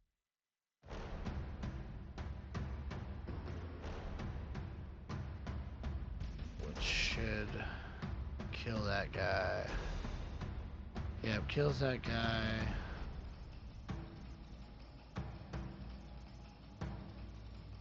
Did anybody see how much damage it actually took from him?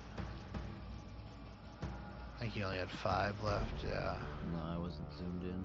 So this, he'll take the other 5. And then she'll make an attack on him. Finish it out. Bearclaw axe, advantage. And still hits. And I'm rolling like ass. And kills that one too.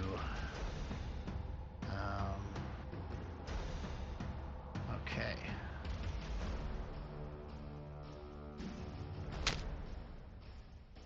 Alright, Elena. That is your turn. Alright, I'm going to. Whoops.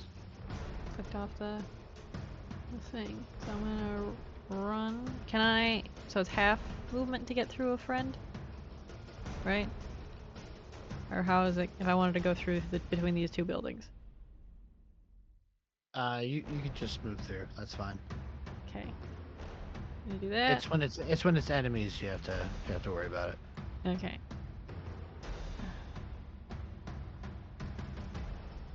So how like if I wanted to go up a guard tower, how would that play out for me? Guard towers are level with the top of the wall, so they are 10 feet tall. They are accessible by ladders. Okay, so I would like to go up to the top of that. All right. How much movement do you have? Just enough to get to the base and get up the ladder. Okay.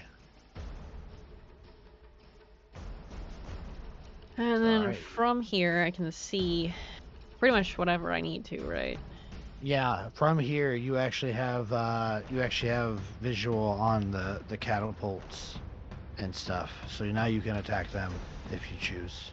Well, that was my full action because I did a dash to get up here. Okay. But now you know. But you can see more and more of these orcs coming. Like, it's a mess. Yep. All right. Speaking of arrows and catapults, I don't need to roll d6s anymore because you guys have refugees all taken care Sorry, of. did you say that I can see the catapults or no? Yes, you can. Cool. Alright, thank you.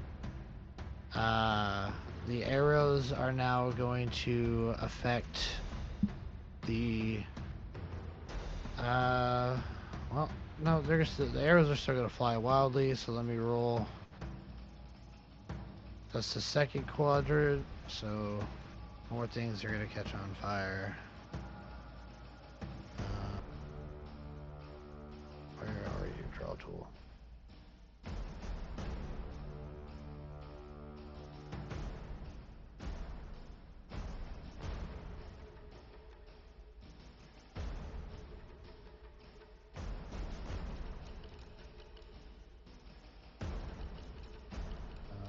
Let's say this one too.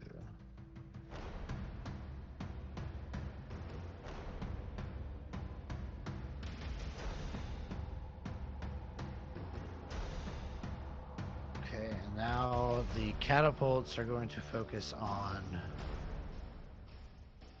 the let's see. I'm gonna fire at this wall with the catapult. At this wall.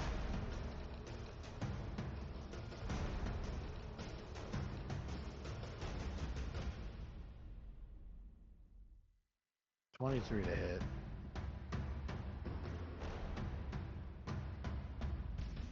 Oh, there might actually be a thing for this.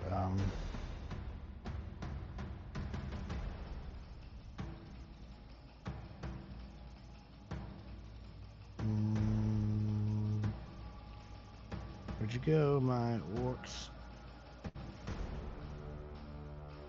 Oh, my ogres.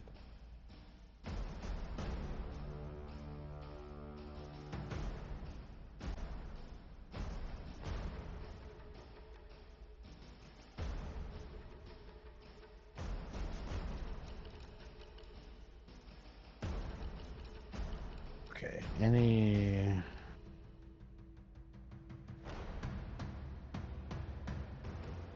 Okay, boom, on the hit. Okay, yeah, so the fence is going to take 17 points.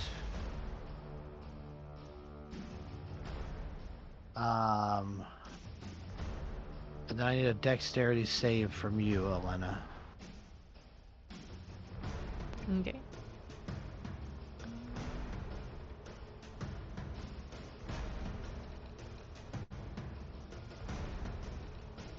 $21.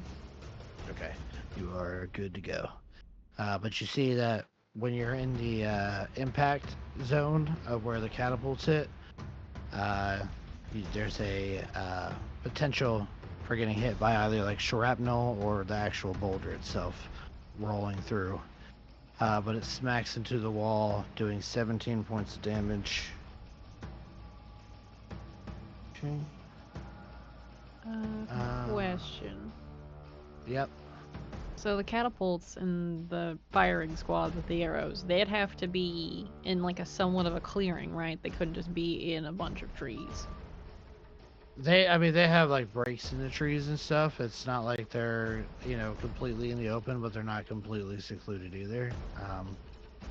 They're essentially just the archers are essentially just pulling back and hoping. Like a lot of them are falling outside of the gate when they shoot, or they're overshooting. But occasionally some of them hit their mark. Okay. All right, Orla. All right. Seeing Kara take out those two, she is going to.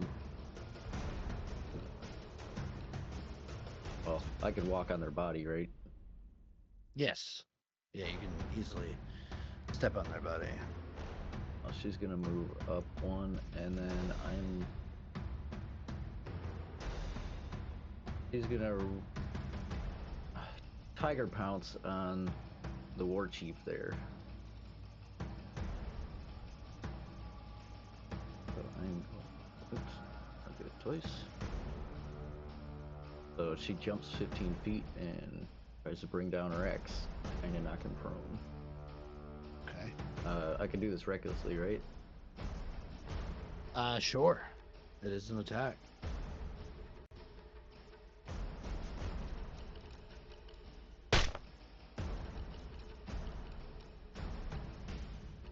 That'll hit. So roll damage.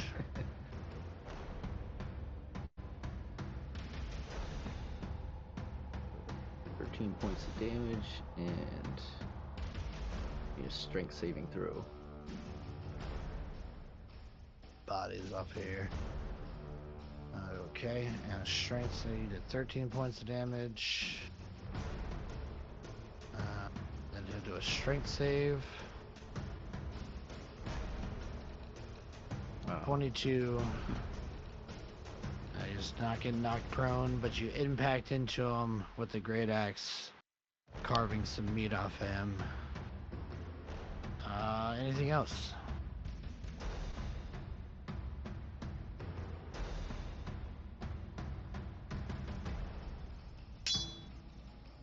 Oh, you have another attack. Okay.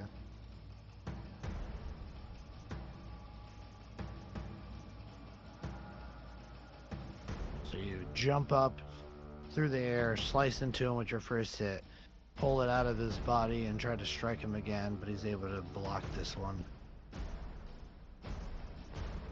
He gets in close and kind of like shoulder checks you and kind of knocks you off balance for a bit, causing you to miss.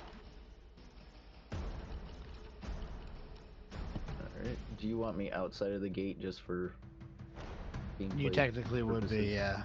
Yeah, you technically would be. Okay. That's going to be this guy's turn. He's going to see that happen. He's going to come over 5, 10, 15, 20, 25, 30.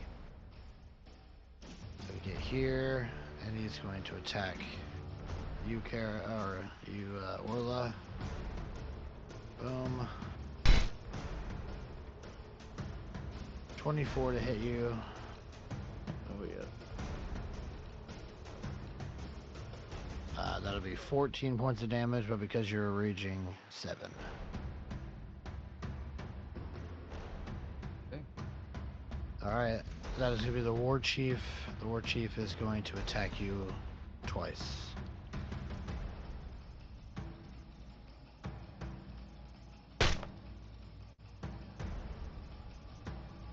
That's a 16 on the first one, and then a natural 20 on the second one.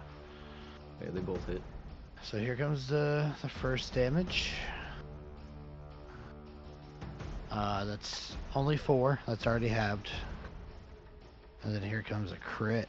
Let's see. If I could roll higher than single digits, it might actually matter. The time is 32 points of slashing damage, but because of your rage, half to 16. Still hurts. Still hurts. Alright. That's going to be this orc's turn. He is going to abandon attacking this now that the catapults are attacking at 5, 10, 15, 20, 25, 30 to come out here and try to fight Kara like a moron. Great axe. Let's do this. Got nobody. He goes to swipe down at her. Kara just like dodges out of the way, kicking him and his knee, and it caused him to buckle over a little bit. Bjorn Iron Fist, the orcs have breached the gate. Your captain is in combat. I will run forward. And I think I will switch to the great axe, or the great, not great axe, great sword, and get to swinging. Do I have advantage because she's there? You sure do. That's 22 to hit. That hits.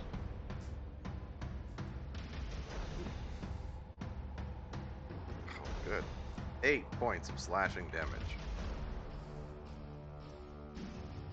8 points of slash damage is enough to send him to the bloodied condition. Second attack. That's a 19 to hit. That'll hit.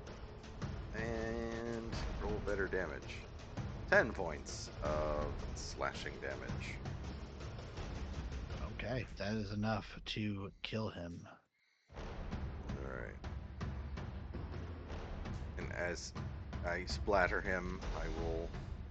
Do I have more, or was that all? I think that was all 30 feet of my movement. Yeah, that's it. Okay. Kyle, it's your turn. Okay. Kyle is going to move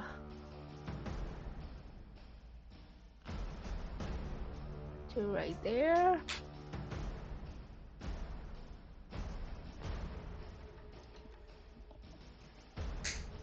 And I could see through the gate, correct? Yes.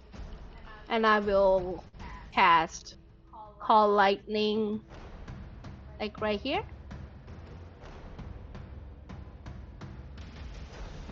Alright, so post that. So Call Lightning forms like a cloud in like a 30-foot radius above people, I believe it does. 60 foot. Even worse. Alright, 60 feet. Yeah, if you cast it, it should allow you to place your template.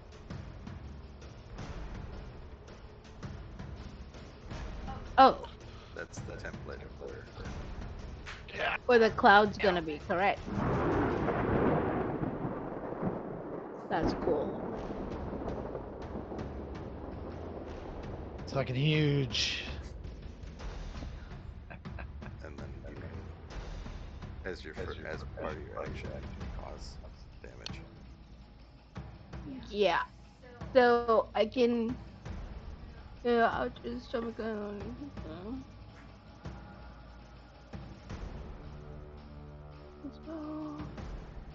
Is it stormy A outside? creature. 5 feet. Snowing. Would that be stormy? No. Okay. Someone's trying so hard. But you can roll a D100 for me there, Sylvan. We can find out. I know. It's good. Roll it.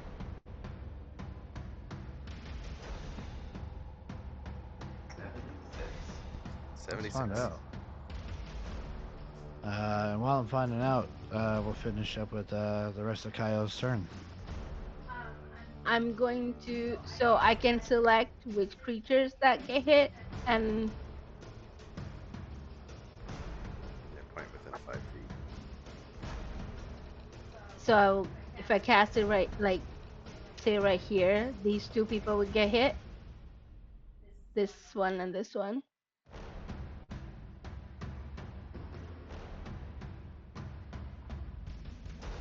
They So get to a cast a dexterity spell, you saving. choose a point you can see within range, which your range is 60 feet. within it? within this radius. So you choose a point. So Second paragraph talks about her causing damage. So when you cast this spell, choose a Yeah. point you can see within range. A bolt of lightning flashes down from the cloud to that point. Each creature within 5 feet of that point must make a dexterity saving. So if I put it right here, this guy and this guy, Correct. I need dexterity saving throws. I will give them to you as soon as I find my weather table.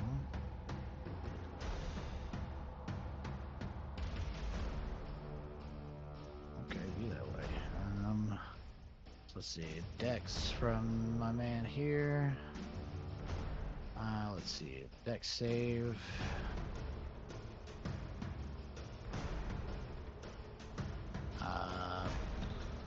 Fails, and the other work down here fails. So both of them fail. Okay.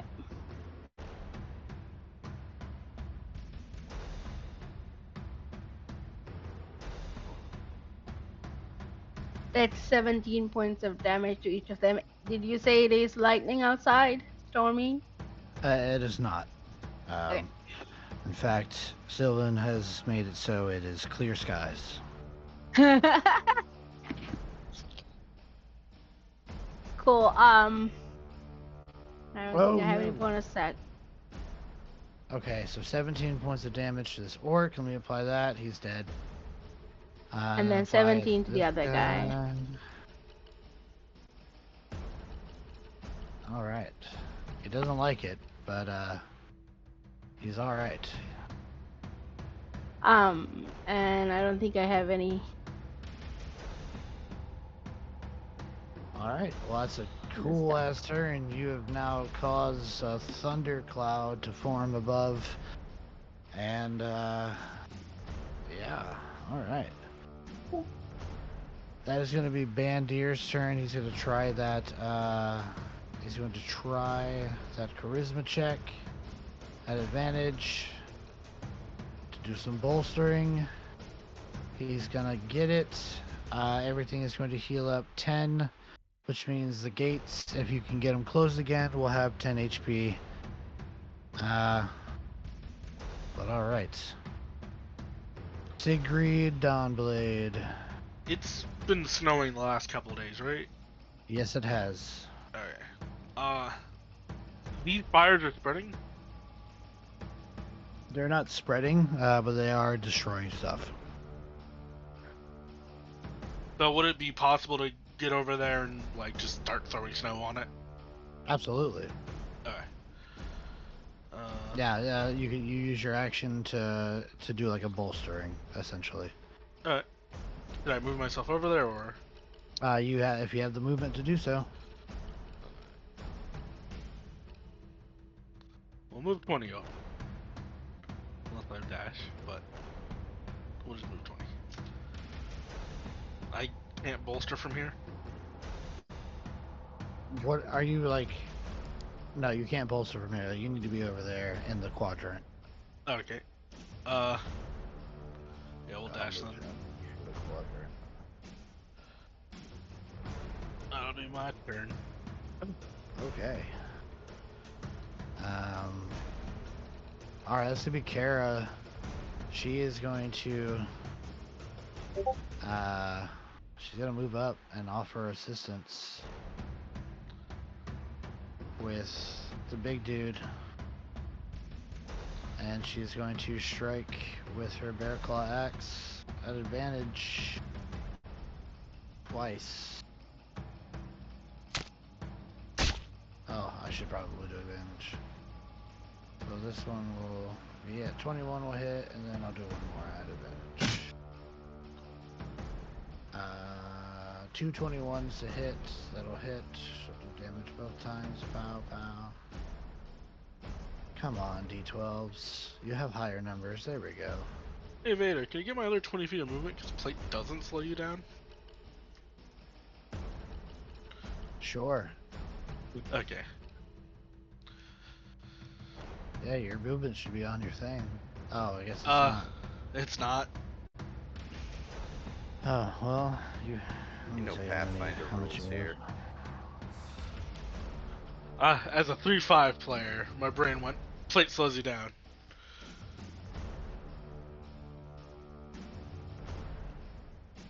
Sigrid, in fact, has 30 feet.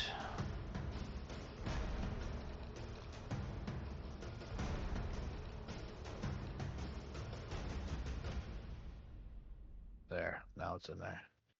Okay, Kara comes up, does that damage. Still looking okay. Alright.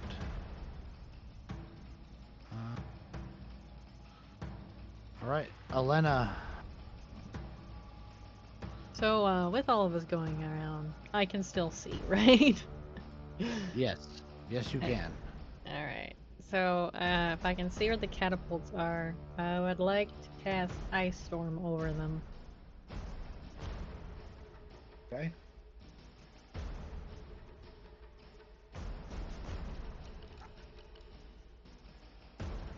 We'll do another overlapping big ass circle here. I'm assuming it's like in this general vicinity.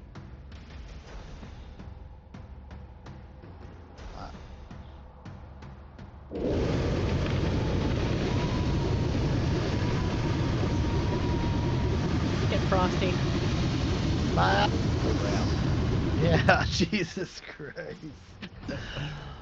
That sound was intense. Yes, But yes, it from this storm cloud, hailstones start to fall out and start to impact into these archers and the ogres. The ogres are gonna need to make a dex save, huh? Is that what it is? Yeah, dex save 15. Okay, just trying to find where they are. Here you are. How They do I have- see an ogre with a catapult? I have a -1.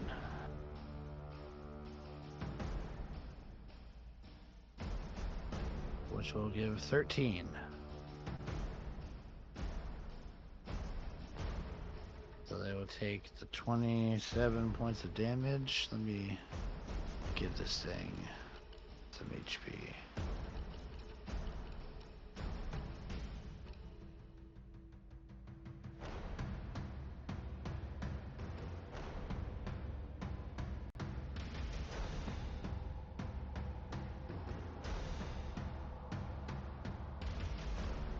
Come on, you punk. Okay, and then apply. Okay. Good to know. And that continues on, right? Or is that it? Okay, they just have difficult terrain after that. Okay. No worries there. Okay. Huge hit to the catapults. You can see them getting rained down on. You see some of the archers falling. More orcs are making their way here. You can just see like walls of them moving. It's very chaotic as they continue to move forward. You guys have done good so far at keeping damage and casualties at a minimum. That's going to be the arrows and the catapults. I'm going to roll a d4 here. If I see more coming, I'm gonna yell down to my comrades and tell them that that's happening. Okay, well they are coming. Here comes the arrows, and this is going to be at everybody in this, in the first quadrant here. Everybody meaning you guys.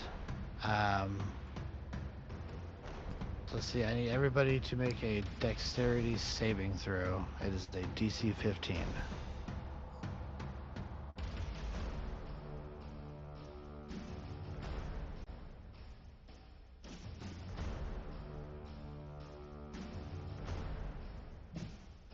Would Orla have advantage, or can I not see it so I wouldn't have it? You can have it.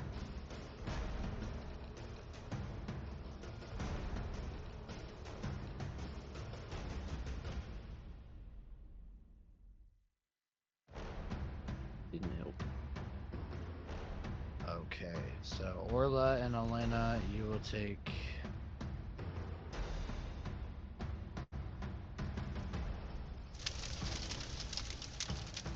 14 points of piercing damage. It'll actually be halved. It'll be 7 points of piercing and then 7 points of fire. And we will start to see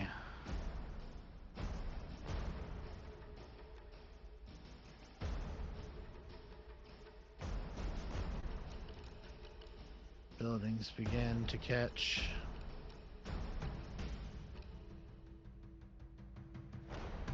As well.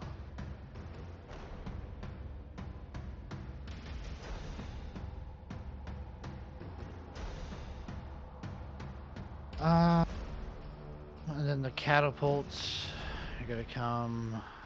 I'm gonna continue attacking the walls to weaken those, so gonna sling it right over in this area. So this area here. So Bjorn, Kyle, and Elena, as long as I hit, will have to make a dexterity saving throw. So I'm gonna hit. I need you guys to give me dexterity saving throws. Again, DC 15. The wall is going to take 18 points of damage. Elena, you pass. Kyle, you fail. And Bjorn, you fail as well.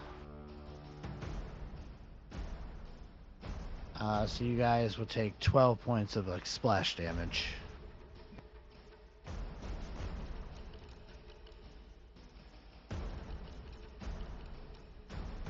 Owie. Alrighty, keeping it going. Let's see, Kyle, you took damage, so go ahead and roll a concentration check for your storm here.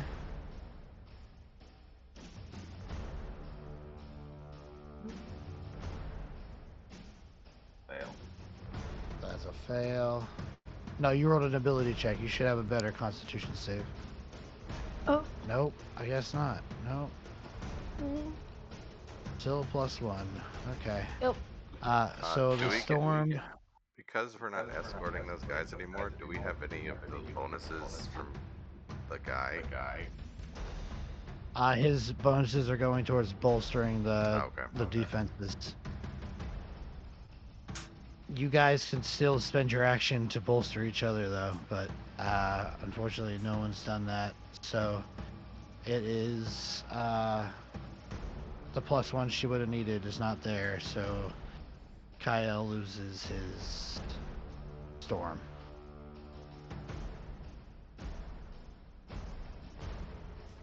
Right. Anything else, Orla? Oops. I haven't done anything yet. Oh, well, it is your turn then. Okay. He's just gonna keep on swinging. Try 2 attacks on the war chief there. Advantage. 21. That'll hit. Okay. 17 will hit. 17. Okay. Damage.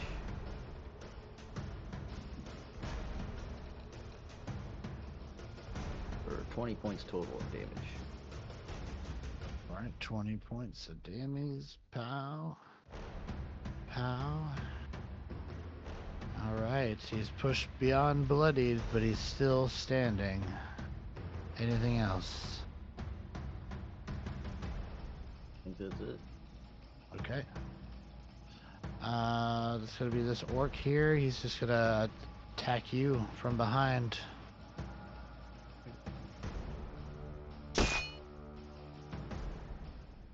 .22 to hit. Here's some damage, but again, I can't roll more than single digits on a d12. So that's only 6 points, halved to 3 due to your rage. This guy here is going to He's gonna make an attack. Let's see, what does he got? What does he got? What does he got? He's already got that. He's going to make an attack on Orla first to respond back from the hit that he just took from you.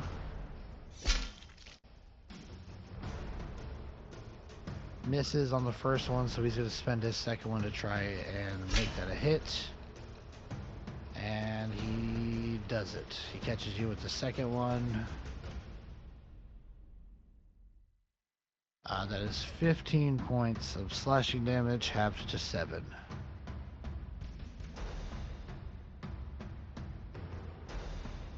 Okay. Alright. Bjorn Iron Fist. Running forward to get up behind the war chief. And with the great axe, or the great sword still, gonna take a couple of swings. 24 on the first attack. That'll hit. Oop, that was supposed to be an advantage.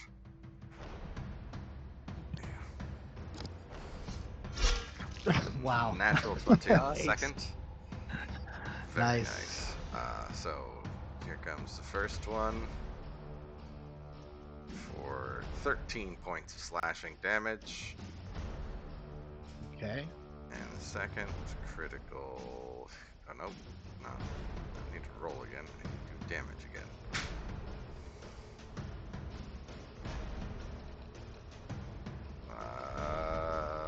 Finish him. That's 22, technically. As Bjorn just runs through the gate with the great sword out, he's gonna reach down and smack Kara on the ass and say, "Save some for the rest of us!" And then just cut this dude's head off. Flies through the air and falls into the ground as his body just splurts blood all over. He is dead. Kara looks at you. There are many more. Look! And she points, and you indeed see more approaching. I still got 10 more feet of movement, so I'll just close on this guy. And kind of loom over him. Okay. Kyle, no longer concentrating. But it's your turn. I was going to move 5, 10, 15, 20, and then do a thorn whip at this guy. I like it. You need to move up 1 square. Because he, Right there? yeah. Because it's 10 feet, right? Oh, it's 30 feet? Yeah, 30 feet. Oh, well then never mind. Move wherever you want. No, it's fine. I can do it. You just pull him 10 feet closer. That's what it is. Yeah. Never mind, I don't think it hits. It does not. It Question. strikes out and claps the air. Yes, sir. Thorn Whip's technically a melee spell attack. It is, and you do have people. I'll give it to you at advantage. Good call. Oh my. Oh, 15 hits. 15 hits.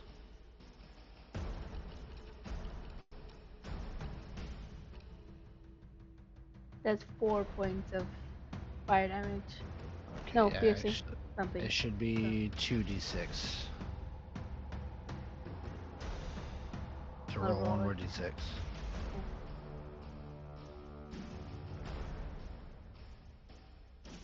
So 6 points Okay. 6 points. of piercing damage. And it pulls him 10 feet towards you, so he's just gonna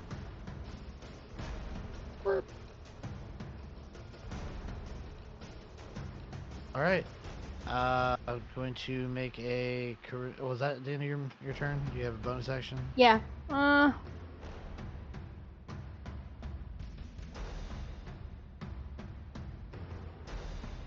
No, that's it. Thank you. Nope. All right. Yep. Bandier's gonna try to make a charisma check at advantage to get some more bolster going, and he does not. All right, Sigrid.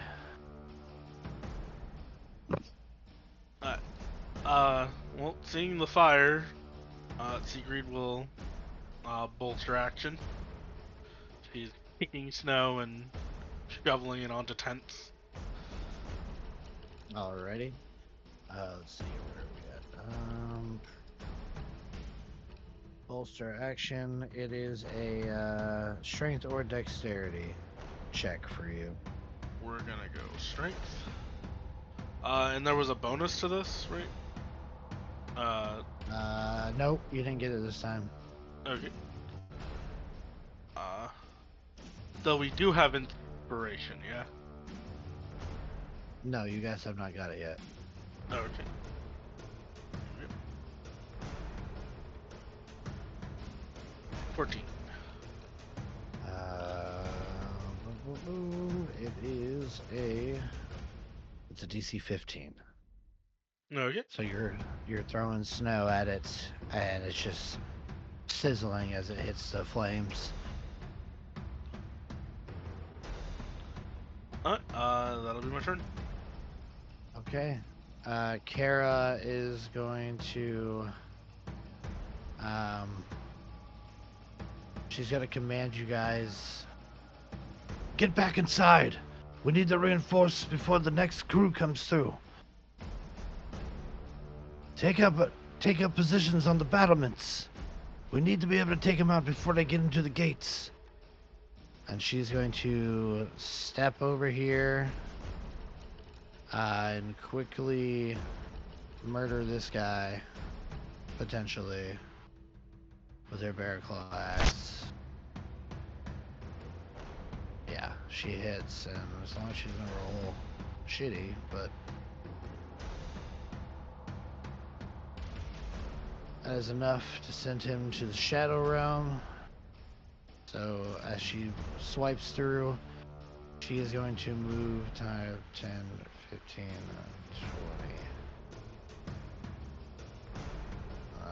20, 25, 30. She's going to move here. And that is going to be her turn. Elena, that is your turn. Alright.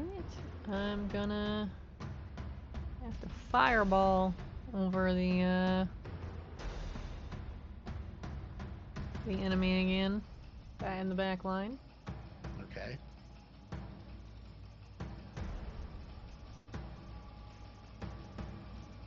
Alright, we're going dex. Backline Checks. shenanigans.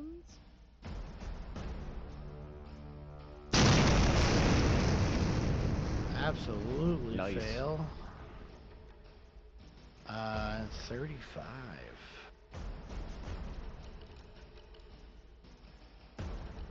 You clear out a large number of archers and damage the catapult ogre very, very heavily. Seems to be staggering, but still seems to be up and operational at the moment.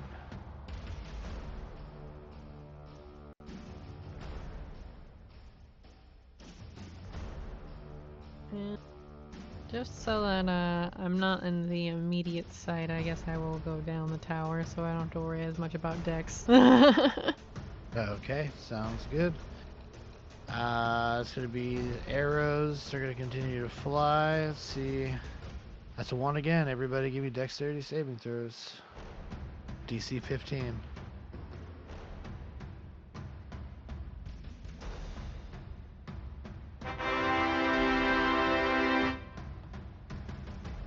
Wow, Orla, on both sides of the spectrum there. Duality of dice. Yeah. Nice. I'll take that natural 20 also. Okay. Hell yeah. Hell yeah. Looks like everybody passes here. So let me just do this number.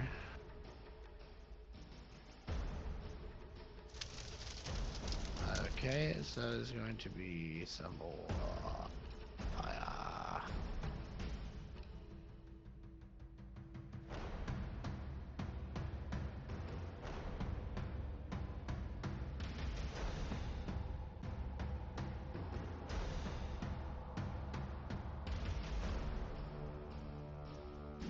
Okay. And catapult's coming right at the thing again. I'm gonna go for the gate this time.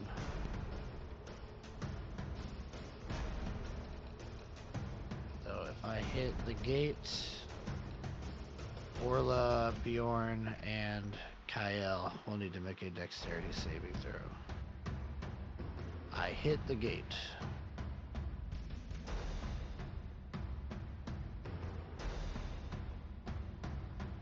I do 21 points of damage to the gate. Then I do a dexterity saving throw from everybody there. And everybody fails. Oh, lots of fails. So you guys will take 16 points of splash damage. What is it? It's a combination of bludgeoning and piercing, so if you're raging, you may take half. Elena, you were good. You didn't need to do that. Sorry, I just kind of heard you guys and I was like, oh wait, that includes me. No worries, yeah. Well, do not take that damage because you are not in that area. This impacts the gate that has just been like refortified as Kara yells for you guys to retreat beyond and start fortifying this catapult that you're desperately trying to take out.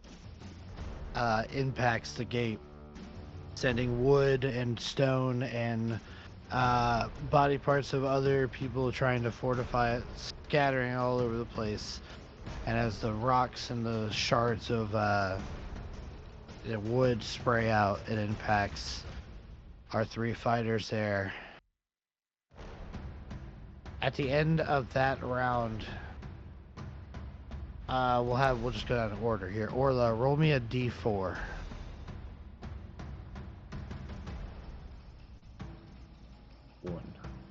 1 round. You guys pull back into the gates. You have 1 round to either set yourself up in a fortified position, put out some of the fires and repair things, or bolster the gates before the next wave comes.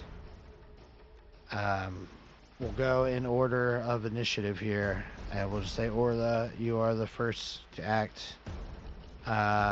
You have a free round before wave 2 starts.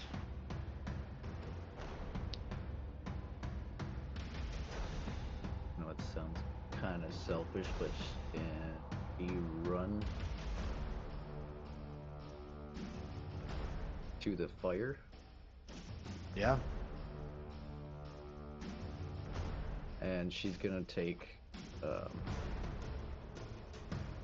one of the burning logs that are on there and try to cauterize a wound that's bleeding profusely. Alright, as your action, you expend a charge on the flame, bringing it down to 2 out of 3, and roll a d6.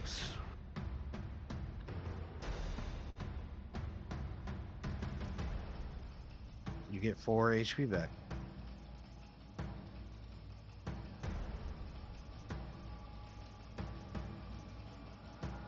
Obviously gonna lose her rage.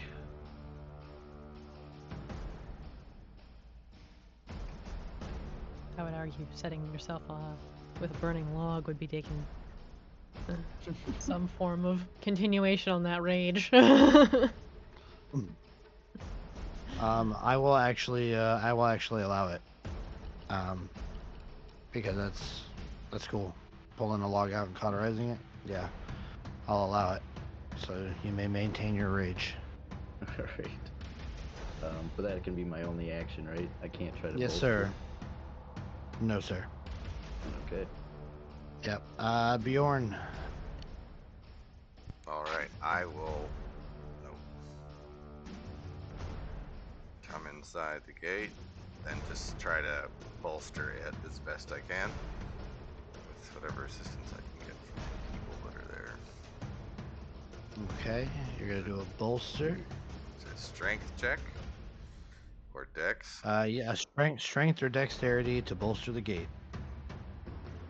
DC 15.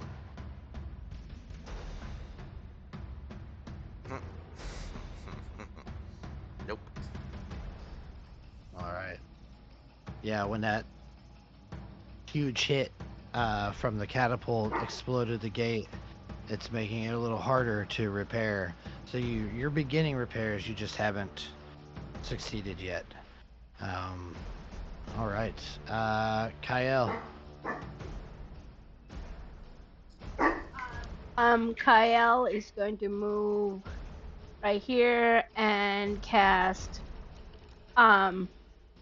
Cure Wounds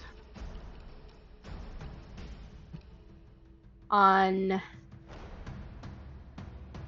who was it? I forgot the name. Orla. Appreciate it.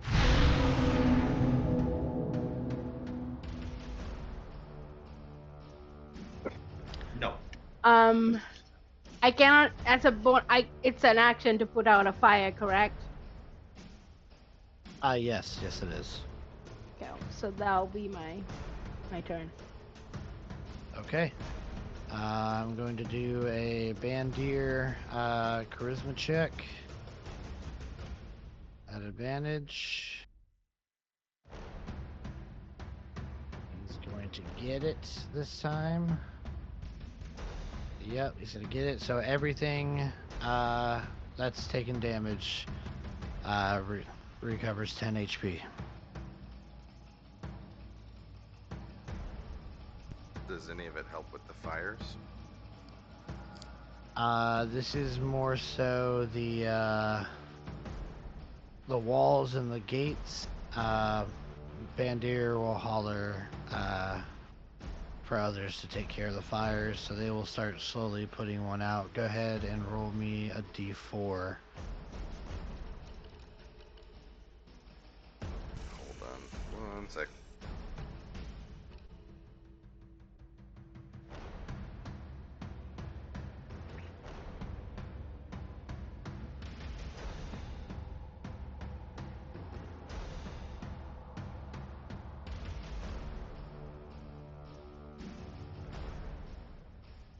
Sorry, I'm getting doggy water. Doggy water. One of these buildings have been doused. Awesome. Was Sylvan bolstering the gate 10 HP to the gate, or how does that work from I the failed. player's Well, perspective? He failed? failed. Oh, okay. Yeah, so. Okay. Alright. Sigrid? Alright, we're gonna shovel and then run. One of these will go out too.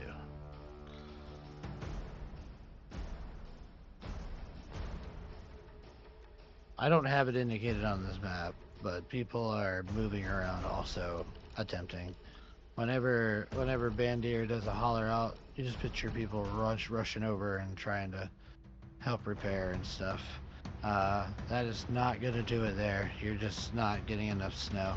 It's too hot at this point. In fact, this building right here, just the building right next to you, seems like a lost cause. It's gone. Alright. Well, we're still making our 30-foot run back over this way.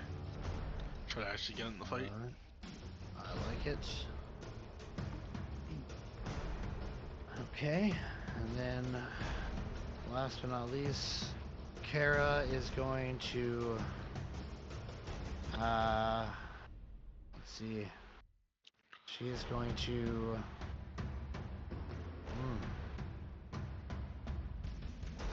She's just gonna try to put this fire out here.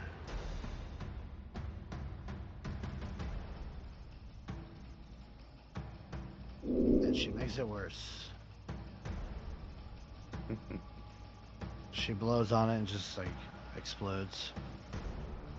Okay, now we are at the end of this round. We're I going get to one start... too, right?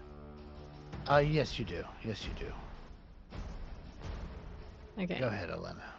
So I'm just gonna ray of frost this building to try to get that fire out. All right. Which one? The one closest to me. So I'll just kind Okay, of this one wander here. over, ray of frost it. All right. Roll that attack. Oh god. Your ray of frost comes out as a ray of gasoline and just the coldness hitting the extreme hotness just causes like a flare up, and you watch as it just crumbles. Well, I tried. I'm going back to the tower. Okay. All right. Well, now that we have given everybody their one round to do something, if you guys need to take a momentary break while I set up wave 2, now would be the time. Okay, I'm gonna go refill my water.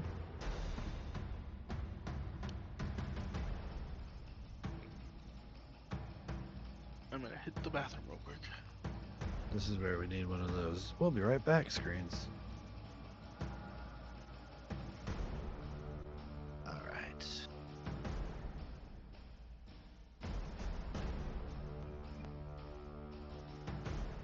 You could just throw like text up on there for temporary purposes. Yeah. I'm gonna bring you guys to the tavern.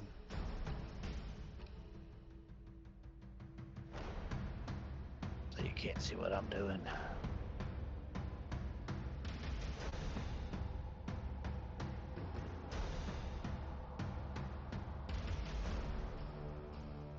Okay.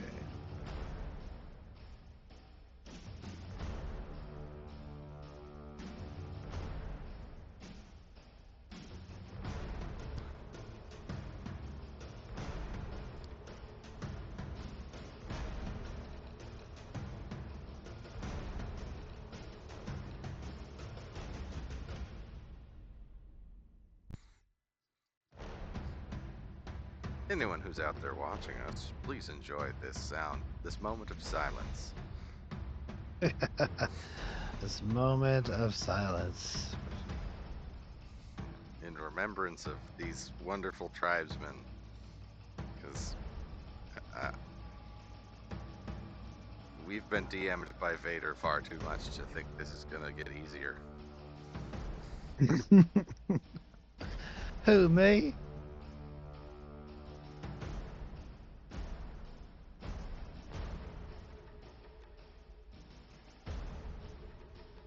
Most definitely you. I've never given you the impression that, I don't know what I was even trying to say there. That it was gonna be easy. Yep.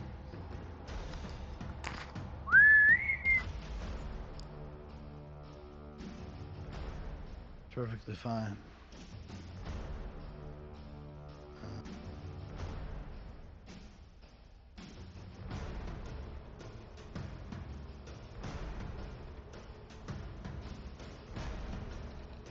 Okay. Yeah, we count that. Right, yep. Okay. Pow. Pow. Pow. So I need to...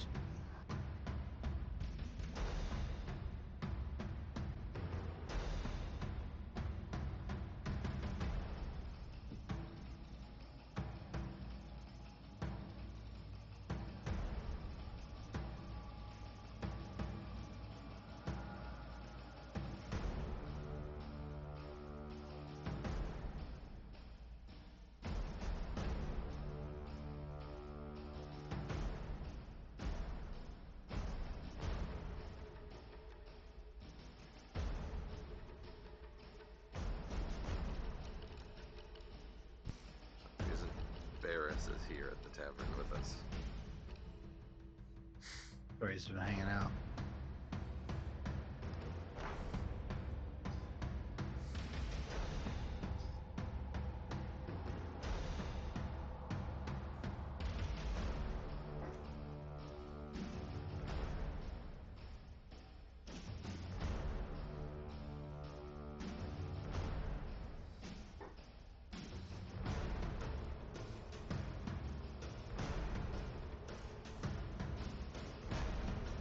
Oh, there's only 4 of these. Okay. Well, let me...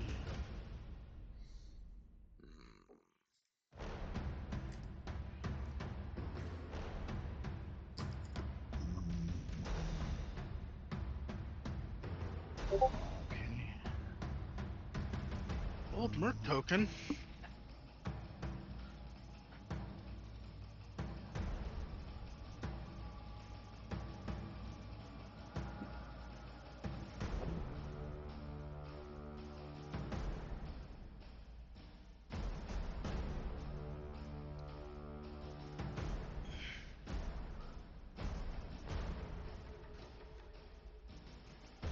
Okay. I use different. And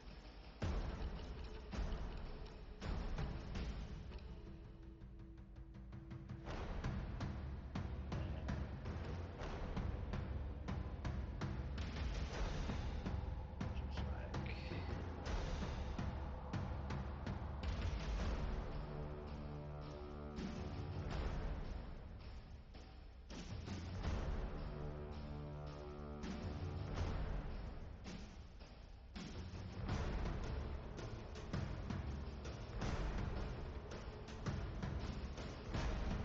right.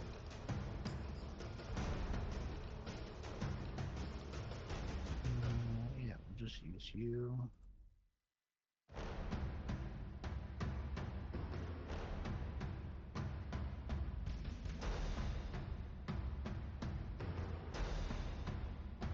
Yeah, the fact that they've already done a lot of damage on your gate is gonna be for bad time. Well, you didn't have to make him attack the gate. Whose fault is that? I mean, I want to get in. I want to get in here and kill you guys.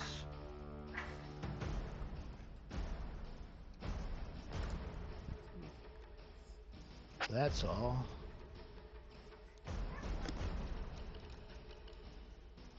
Which I have one of these from before.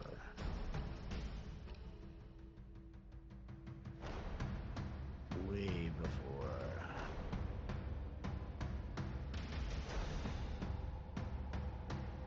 From the beginning. Nope.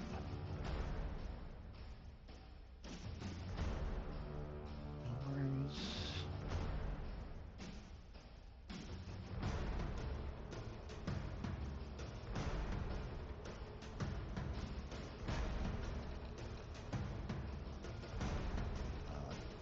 See here, boom.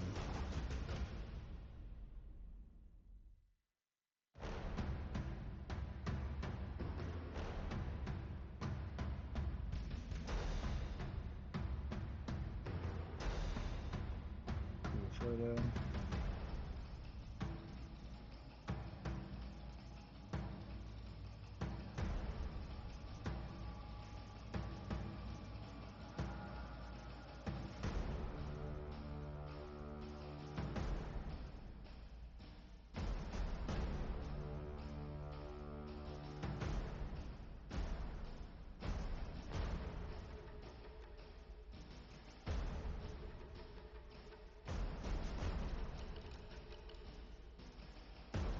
Okay. There's that. So I want one here, one here, 2 here. There's an awfully lot of counting going on. It's an awful lot of people. Sometimes you just gotta throw in extra numbers for the DM.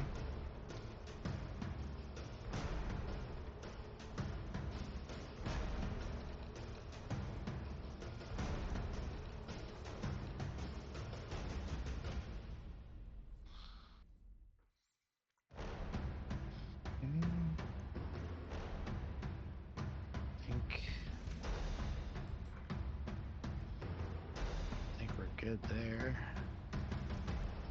You be right here. One back. Okay. I think we're ready. Is everybody back?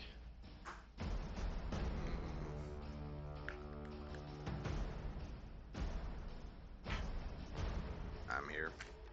We're here.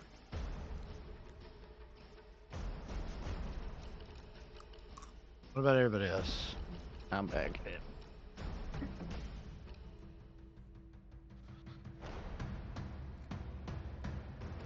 I'm here. You're a double nut. Okay. I will do this real quick. Holy mother of God. Mm-hmm. Mm-hmm. Come back over to the world of hell. God damn. Where's the shit hitting? Everywhere.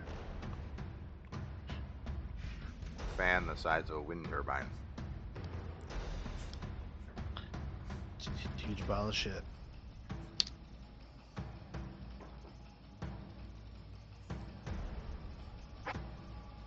Is that Gul'dan? That orc token looks like Gul'dan.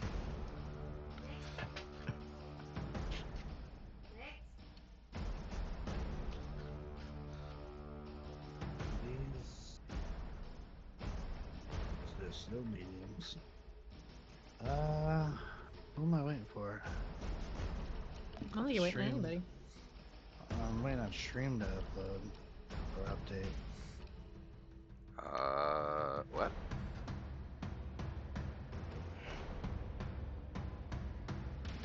Oh, okay.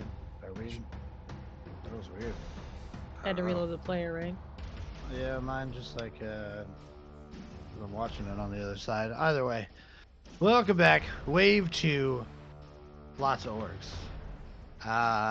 Few of these orcs look to be a little beefier than the others, and there seems to be a magic caster with them.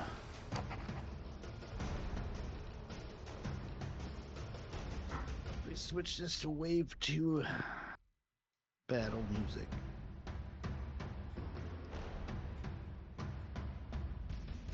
Waves have their own themes. Yeah, wait till we get to wave 3.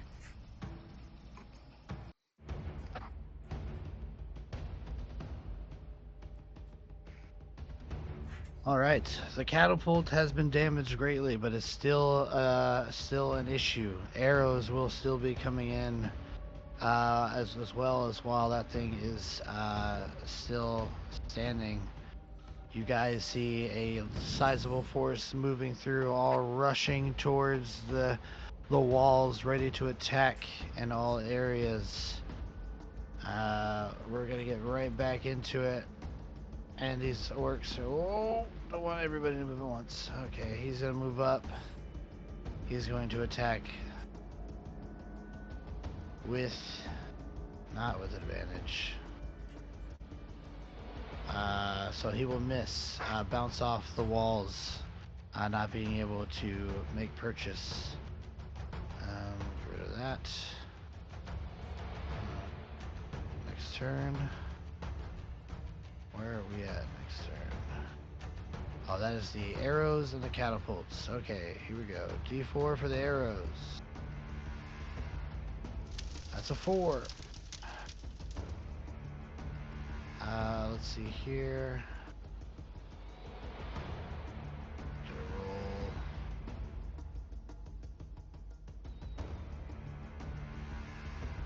Six.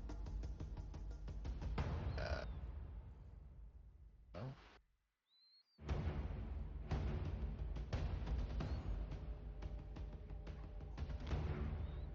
Um,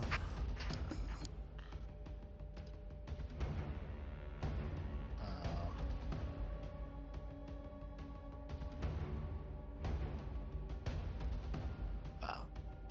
Okay, and now I'm gonna keep firing on the gates with my catapult. If I hit, I'm going to need a dexterity saving throw from Bjorn. Here comes the gate. Natural 20. There goes the gate.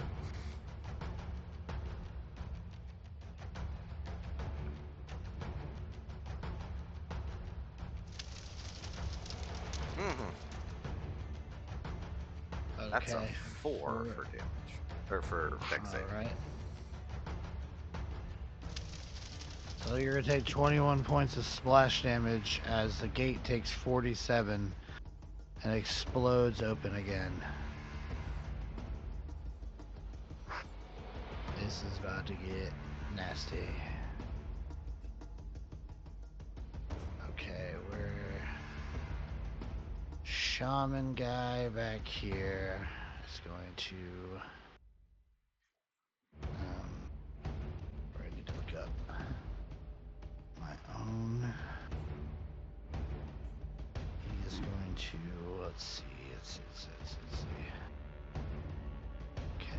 What's the range on that?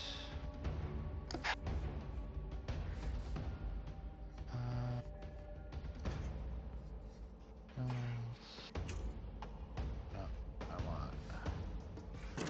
Sorry, D. Bells.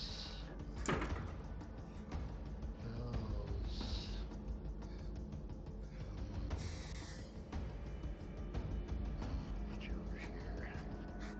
60 feet, huh?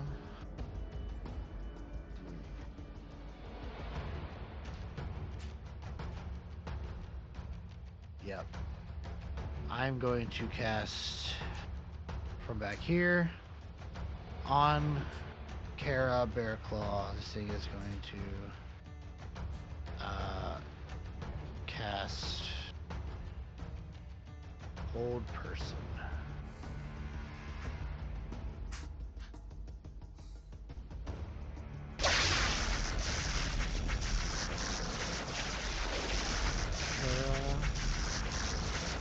Jesus. Kara will make that wisdom saving throw.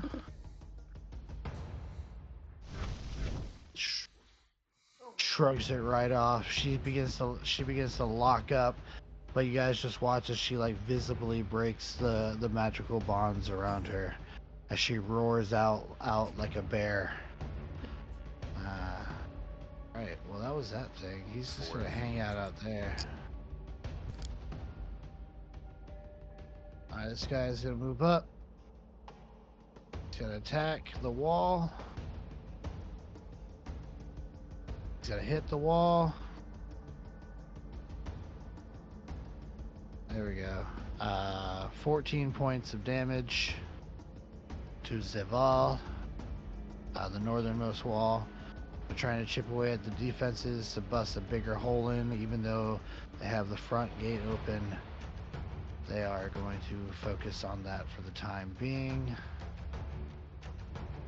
This guy's going to do the same, move up, attack, and bounce off the wall, keeping it moving. This guy is going to come through the gates right up to Bjorn and is going to attack.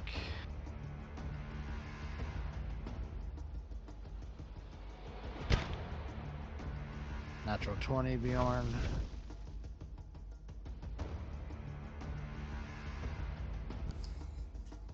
Uh, 12 points of damage to Bjorn.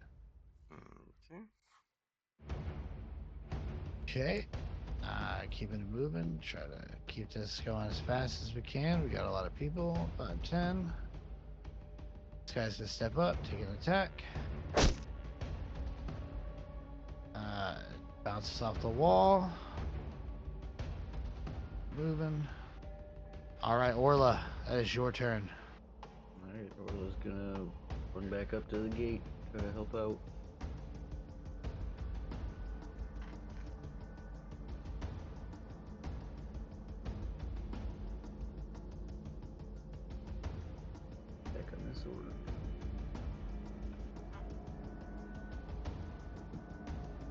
Said I still had rage, right? Keep it. 17 Yes. to hit. Yep. It hits. Oh, and everybody for making it through wave 1, please make sure you have inspiration marked.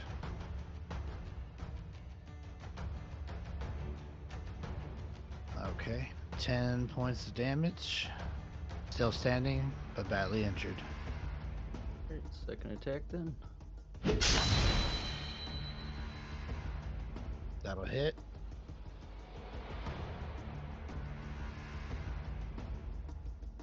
For 7 points of damage.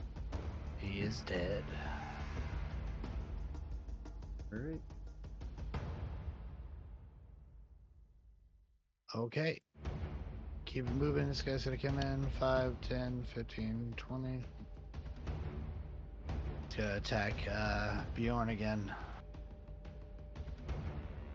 Rushes in, axe above his head, swings down for 22. It's Is that with my +2? yeah. I'm only at a 20.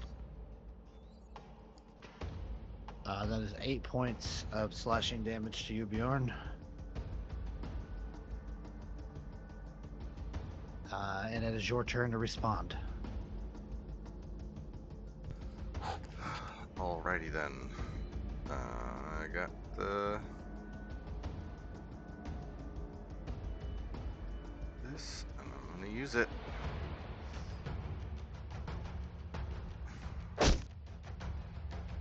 Nice. Natural 20.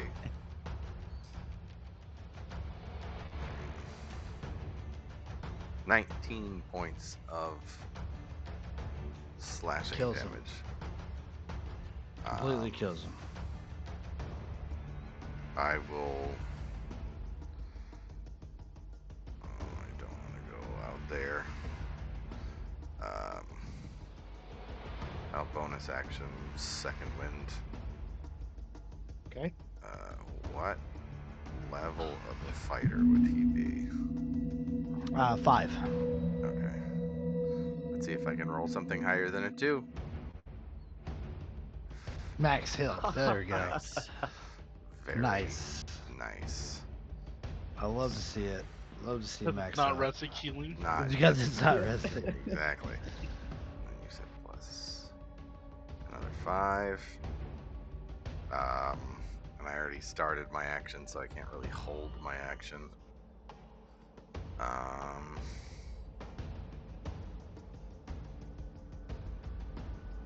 So yeah, that's it.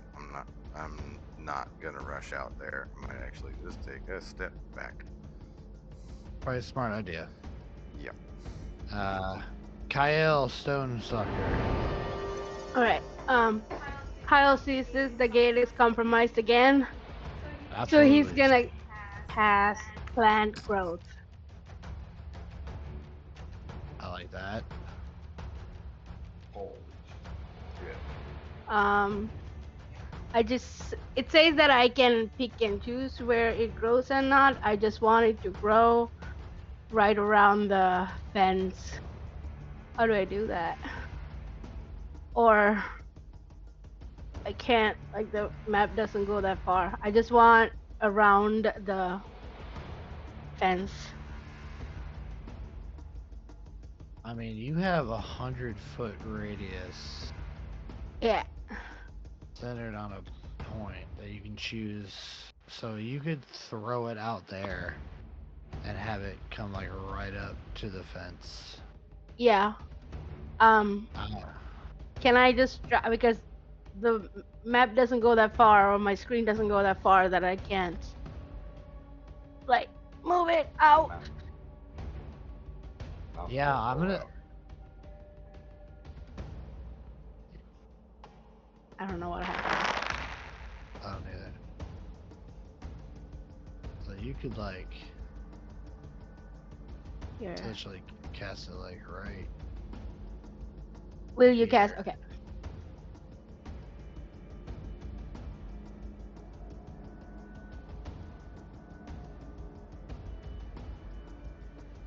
Yeah, you see that? That's pretty much how you can cast it right there. Yep. So essentially, so I don't have to have that on my shit the whole time. I don't even know if I can reach where I put it. Here, let me. Yeah. So we'll just say anything outside the gate is difficult terrain. Cool. 4 times. Or yeah, 4 times. Yeah, the real amount. bad. Real bad. So they are held up, which is really good. Okay. Anything else? Any movement, bonus action? You are concentrating. Is that concentration? I don't Doesn't think so. Let say me it. check. Let me check. No. Damn. Okay. Well, that's huge. And then I am going to move 10, 20, 25 to right there, and actually, I'm just gonna stay right here. Okay. That's my turn. Alrighty. Band here is going to attempt to bolster again. He'll make that charisma check with advantage.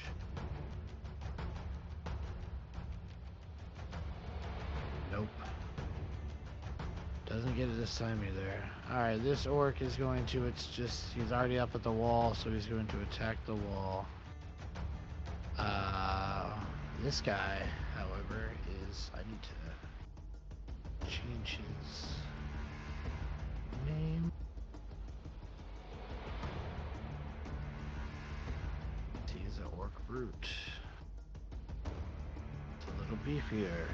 And carrying a great club, which does bludgeoning damage. So the walls are going to take double damage from this thing if he hits. So he's going to make a great club attack. He's going to hit. So the wall up there will take double this. So it's going to take 18 points of damage. Alright. Ready? Orc, so to move 1 foot, he needs to spend 4 feet, which is just super confusing to word out.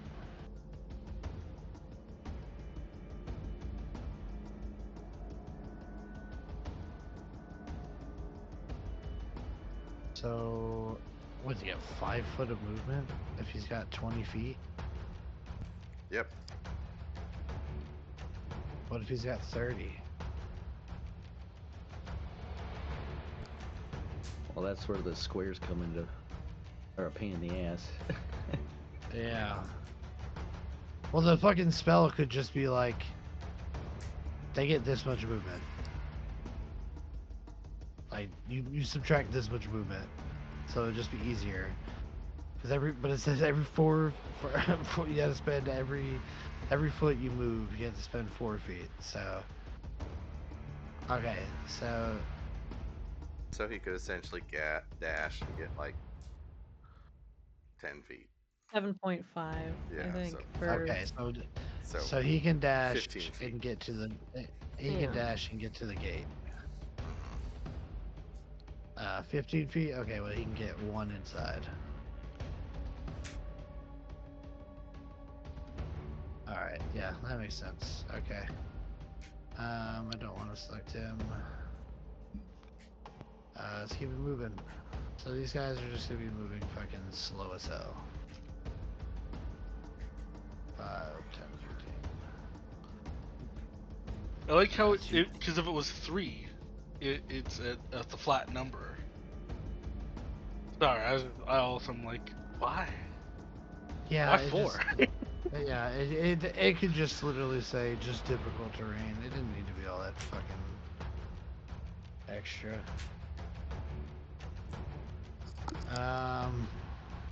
Okay, well, these guys do have. Forgot they actually. I'm gonna back up one more. because they do have aggressive, so they could use their bonus action to move forward some more. So this guy is actually gonna get up here. This guy will actually get up here. So let me come back to this guy and take a great club attack at Bjorn. Oh, never mind. He used an action to dash and then his bonus action. That is right. They are up in melee, but that is all they can do. Okay. Dash to get 15. Bonus action to get up. There we go. Who are you? Who are you way down here? Sigrid. Sigrid. Let's go up 30 feet.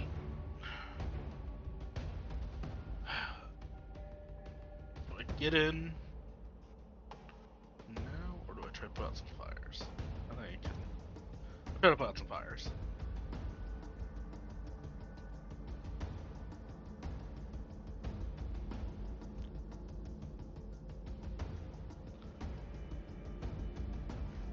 Alright, that'll put out some fires. Go ahead and roll me a d4. Okay.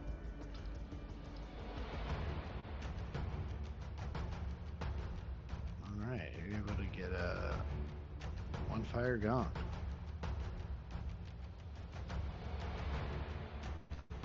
Okay. Keep it going. Alright, this guy 5, 10, 15, bonus action to get up in here. Okay. Kara is going to... she is going to...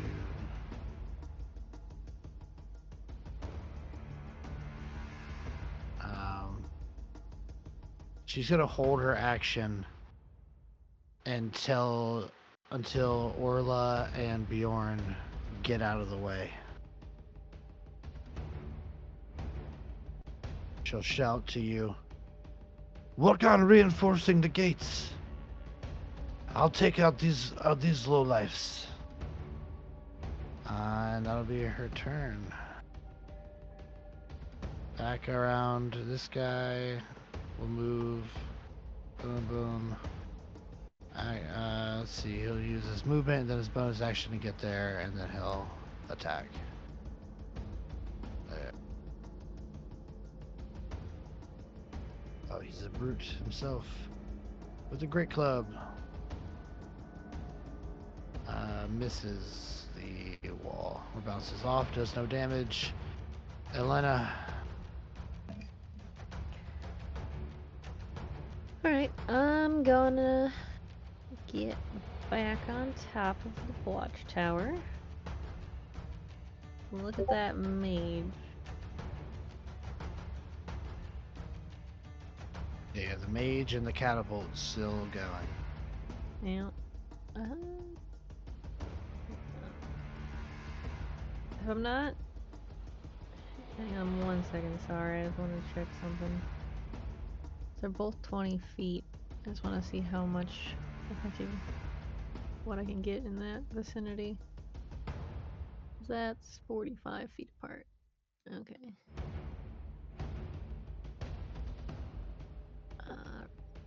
Well, I'm thinking that mage could cause problems, so I want to hit him.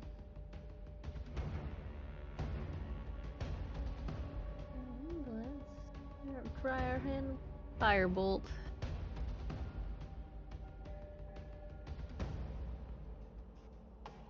Alright.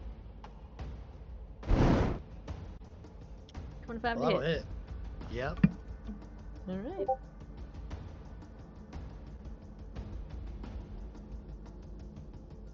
Seven points of damage? Okay.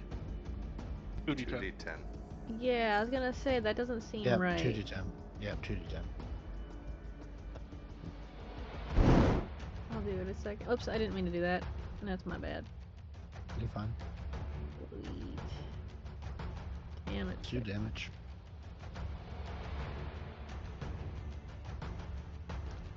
Alright, so 16 points of damage. Alright. He doesn't like it. They never do. Alright, this guy over here, unless you have anything else you'd like to do, let's go in to attack the wall. Did you have anything else you wanted to do, Elena? I'm good. Alright, well, he's gonna hit the wall. The great axe, and again, I can't roll anything higher than single digits. So it's only 5 points of damage to that. Alright, catapults. I gotta hit this wall right here. Let me do my arrows. That is going to be 3. Alright, pow pow pow. Not close, but it's not gonna burn the... Not gonna burn the healer's tent yet.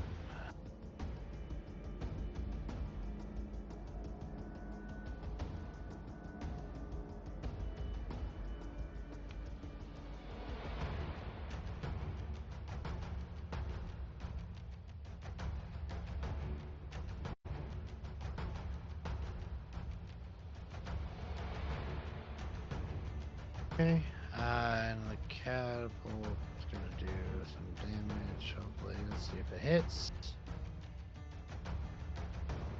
Ooh, it might not. An 11 does not hit.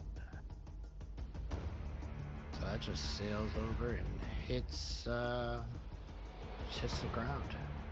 What if it went short and hit some orcs? It doesn't. Are you I'm sure? positive. They're pretty freaking smack. All right. Well, you want to come at me? Then how about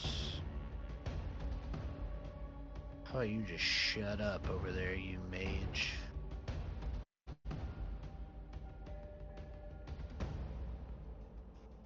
Silence. That's an area of effect concentration spell, or how does that work again?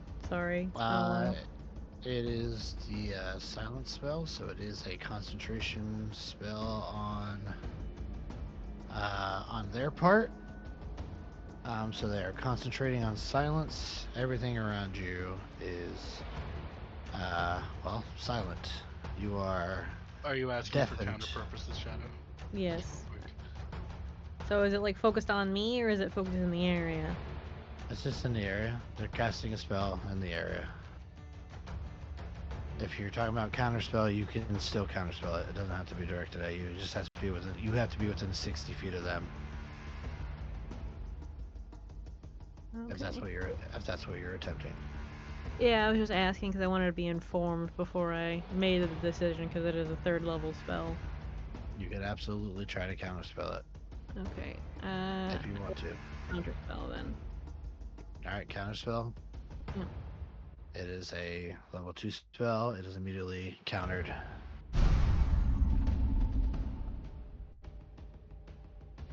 So as you feel the sounds start to fade away, you can tell it some enchantment is going on, and you, just before the silence takes over and you can't hear your own voice, you're able to mutter out the incantation for counterspell, and you feel the sound just come sucking back in to surround you. And that was his turn. This guy over here is going to continue attacking the wall. And then there's going to continue dinking off. Continue attacking the wall. Dinking off. Continue attacking the wall. This time I'm gonna hit, do some damage. 11 points of slashing damage to the wall over here. Orla, that is your turn. There are a few too many orcs inside here, and more to come. But our chieftain gave me an order, so I am gonna try to bolster the gate. she wants you to move. I thought she and said then fortify and then warn away. Yeah, the gates are kind of fucked. Okay. So now it's just like a bottleneck type deal. So just disengage then, right? Or just move. But you want to stop these other breaches from happening, because as they get more and more breaches, there's gonna have more and more areas to come in through. Yeah. She's just holding her action, waiting for the two of you guys to move. Gotcha. Alright, I'll attempt to run over there and try to bolster that one then. Okay. So two are gonna get swings at you as you move.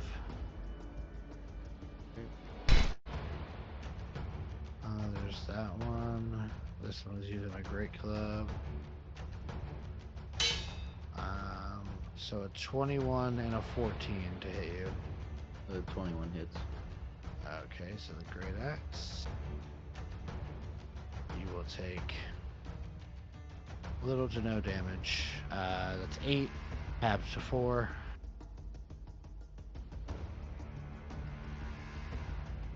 Right. Go ahead and roll either a strength or a dexterity check. Definitely is. Nice. 20. You add 10 HP to this wall as you reinforce it. All right, Bjorn. All right.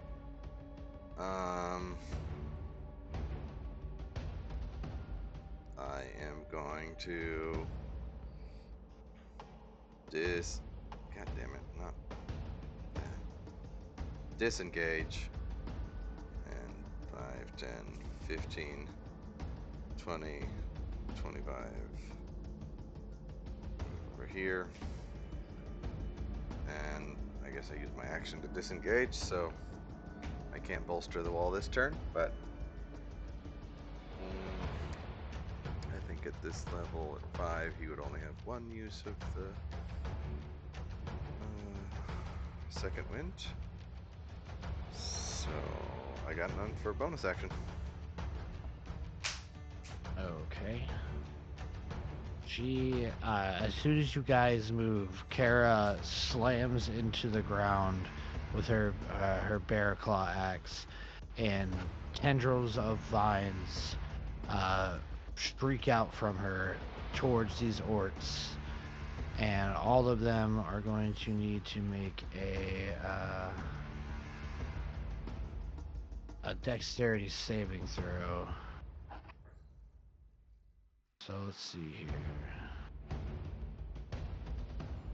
They're all the same, so I'm just gonna roll 1, 2, 3, 4. Normal, normal, normal, normal.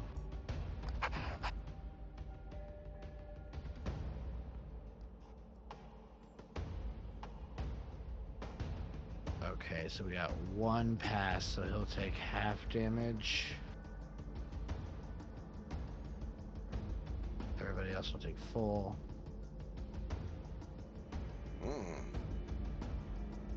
27 points of damage. So let's see. Let's see.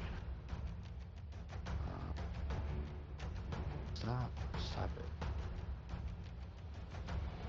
Apply damage.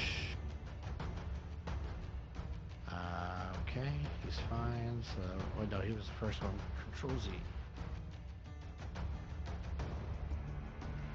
Do it.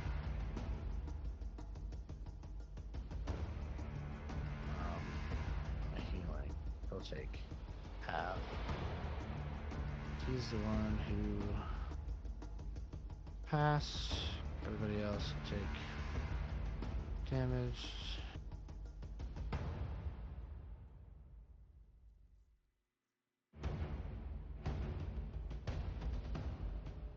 as she strikes these tendrils of vines to the ground, they come wrapping up and start just eviscerating these orcs and wrapping them up even more. The area within that 30 feet of them pretty much is even more difficult terrain. I don't need to do that right now. I just wanted to read it. Okay. Cool. That was her held action. Alright, Kyle. Kyle is going to.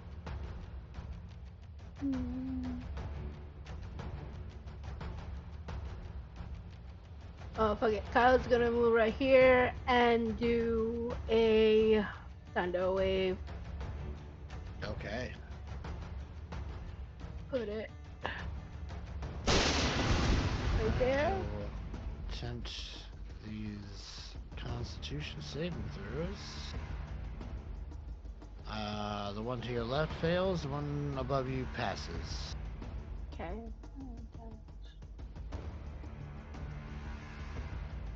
Oh, for fuck's sake. 5 points of thunder damage. For the other guy, but the guy who fails is pushed 10 feet away.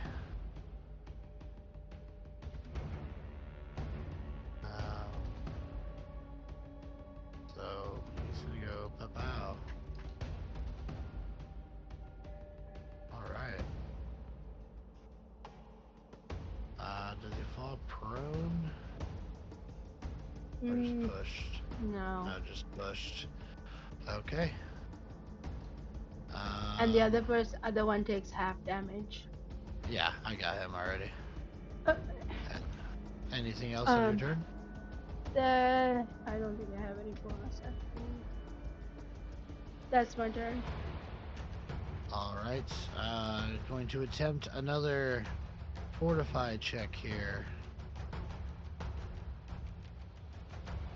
Going to get it this time. Everything gets 10 HP. Even the gate.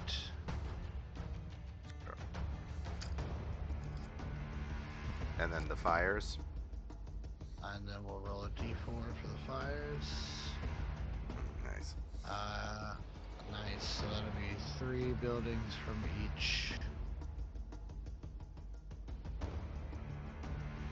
Pow, pow, pow. Pow, pow. Pow, pow, pow. Okay. Yeah, huge turn that time. Got some fires down. Got some more HP on the walls and the gate. That's about all we can do. Okay, keep attacking the gate here. Great club. Normals. And a natural 1. Alright, we don't like you anyways. This guy is going to use like nope. I'm not in the drawing area. He's going to move once, bonus action to dash it and get up. Then he's going to attack Kyle. Great club attack coming at you. The other guy hasn't quite targeted you yet, so he's not going to get advantage on it. Hit. 17 is going to hit you. Kia! That'll be 7 points of bludgeoning damage. And that'll be Sigrid Dawnblade's turn.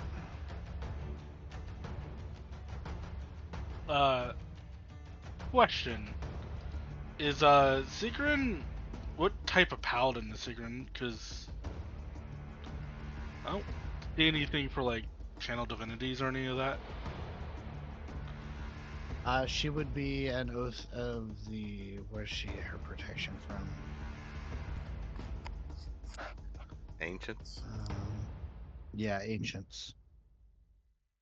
All right. I'll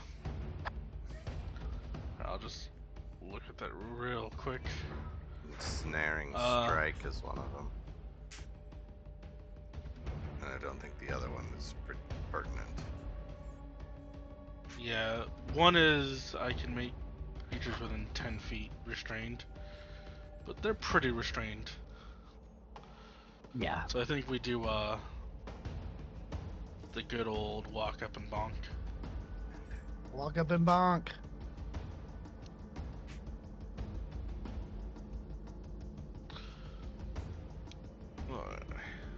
One longsword. Hup. Go.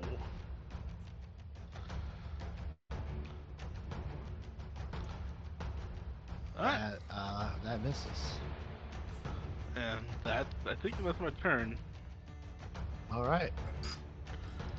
You don't have multi-attack? Well, the guy It does not say I have multi-attack. you should have multi-attack. Yeah, you should have multi-attack. Oh. We go again. Well, sounds about right. So the one you start swinging on is going to swing back at you. Great club. And it's not going to hit. Alright. Kara is going to... She's going to see if she gets her thing back. I guess it didn't... Did not use it? Here, I'll just do that so it... That's dumb. I'll just roll a d6 and see if she gets it back. 5 or 6, she does not. Okay, then she is going to...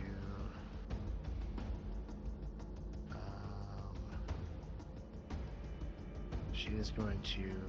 Let's see, how far can we shoot this bitch? Move up, boom boom, and attack this guy to the left here. Going to make 2 Thorned Whips attacks.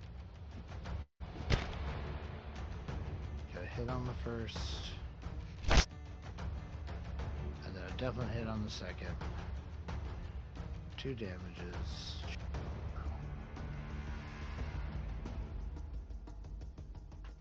Would those be with advantage like Hoopleys was, or no? I don't think... Not yet, because nobody's triggered that guy yet. Nobody's... Because he just ran back up. So, no. But she still hits and does a good amount of damage to him. Almost killing him outright. Okay. End of her turn. This guy is going to action dash, a bonus action to get up to the thing. That's all he can do. Elena. Alright, I am going to fire ball the back line again.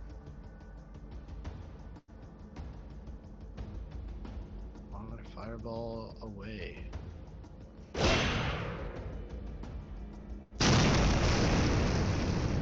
Shoom. 25, 26, 4, 24. Let's see if I can. Nope. Ow.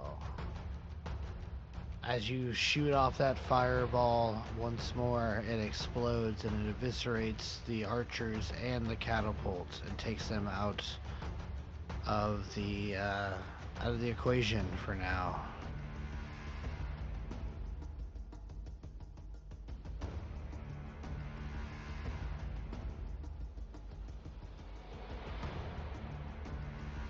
Anything else? I'm gonna go down the little ladder there, but kind of get... Okay, so down's 10 feet. I still have... I'm gonna move back to here, so I can still see out the gate. And that's where I'll end my turn.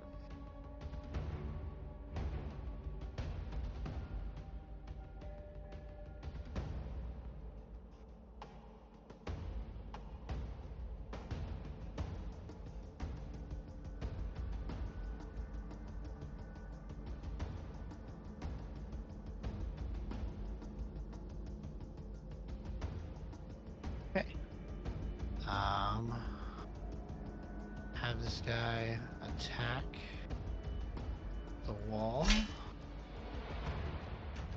with a natural 20. Critical hits. 18 points to the wall right there.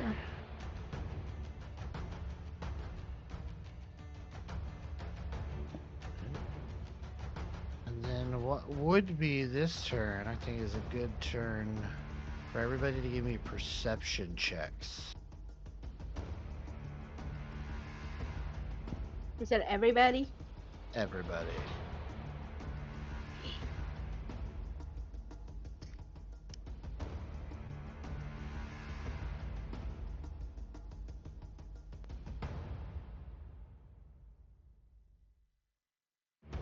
Do I just roll a d20 for this?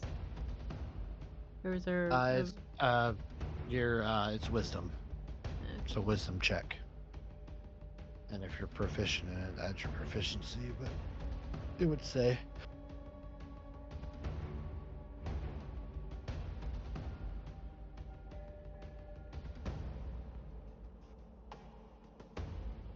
Orla sees only the wall.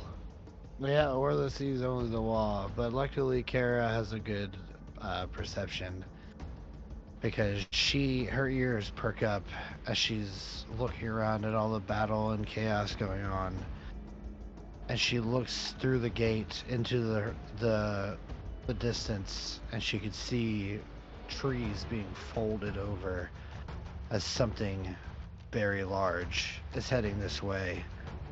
As she shouts that out as we end tonight's session.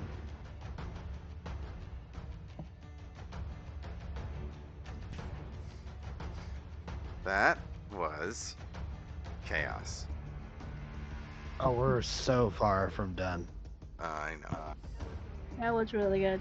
It wasn't The real stressful at all. The Which real direction is it chaos coming in? is to come. It's coming right from the direction that all the other orcs have been coming from. Yeah, well. Something big enough to move trees. We're in a campaign about giants. I think it's gonna be a dragon.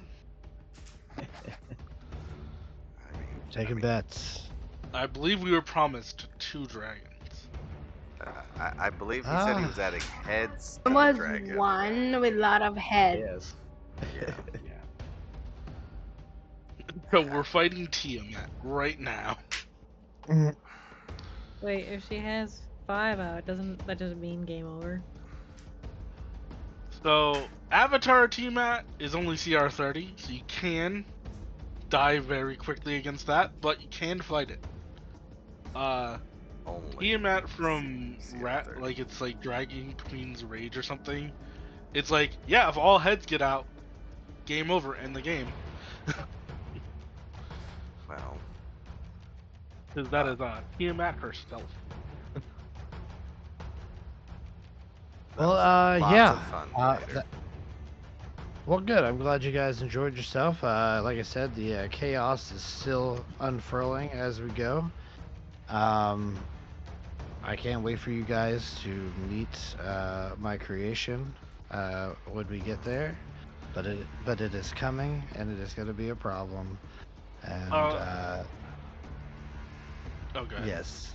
I just wanted to get us a sign off. We'll do a little bit of a talk off stream here, but I hope everybody enjoyed themselves. I hope everybody has a great rest of their night and a great start of their week. It is another work week, getting closer and closer towards the good old Christmas. We will be back on stream tomorrow for Elderwin, our weekly Monday campaign that takes place in the wonderful world of Elderwin. We should be on starting that stream around 8 p.m. Eastern Standard Time, or the correct people time, as I like to call it. Lame. All those Pacific Standards and everybody else who doesn't get down with the EST, you're nerds, but we love you. But from We're the cool people. from Disorderly Decisions, I am Vader the Mad. This has been Reign of Storms, and we'll see you hopefully next Sunday. Hopefully Check out tomorrow. our calendar. Oh, you'll see us tomorrow, but Reign of Storms, we'll see you Sunday. Bye. Thanks, everyone. Goodbye, everybody. Thanks, everyone. Bye. Bye. All right.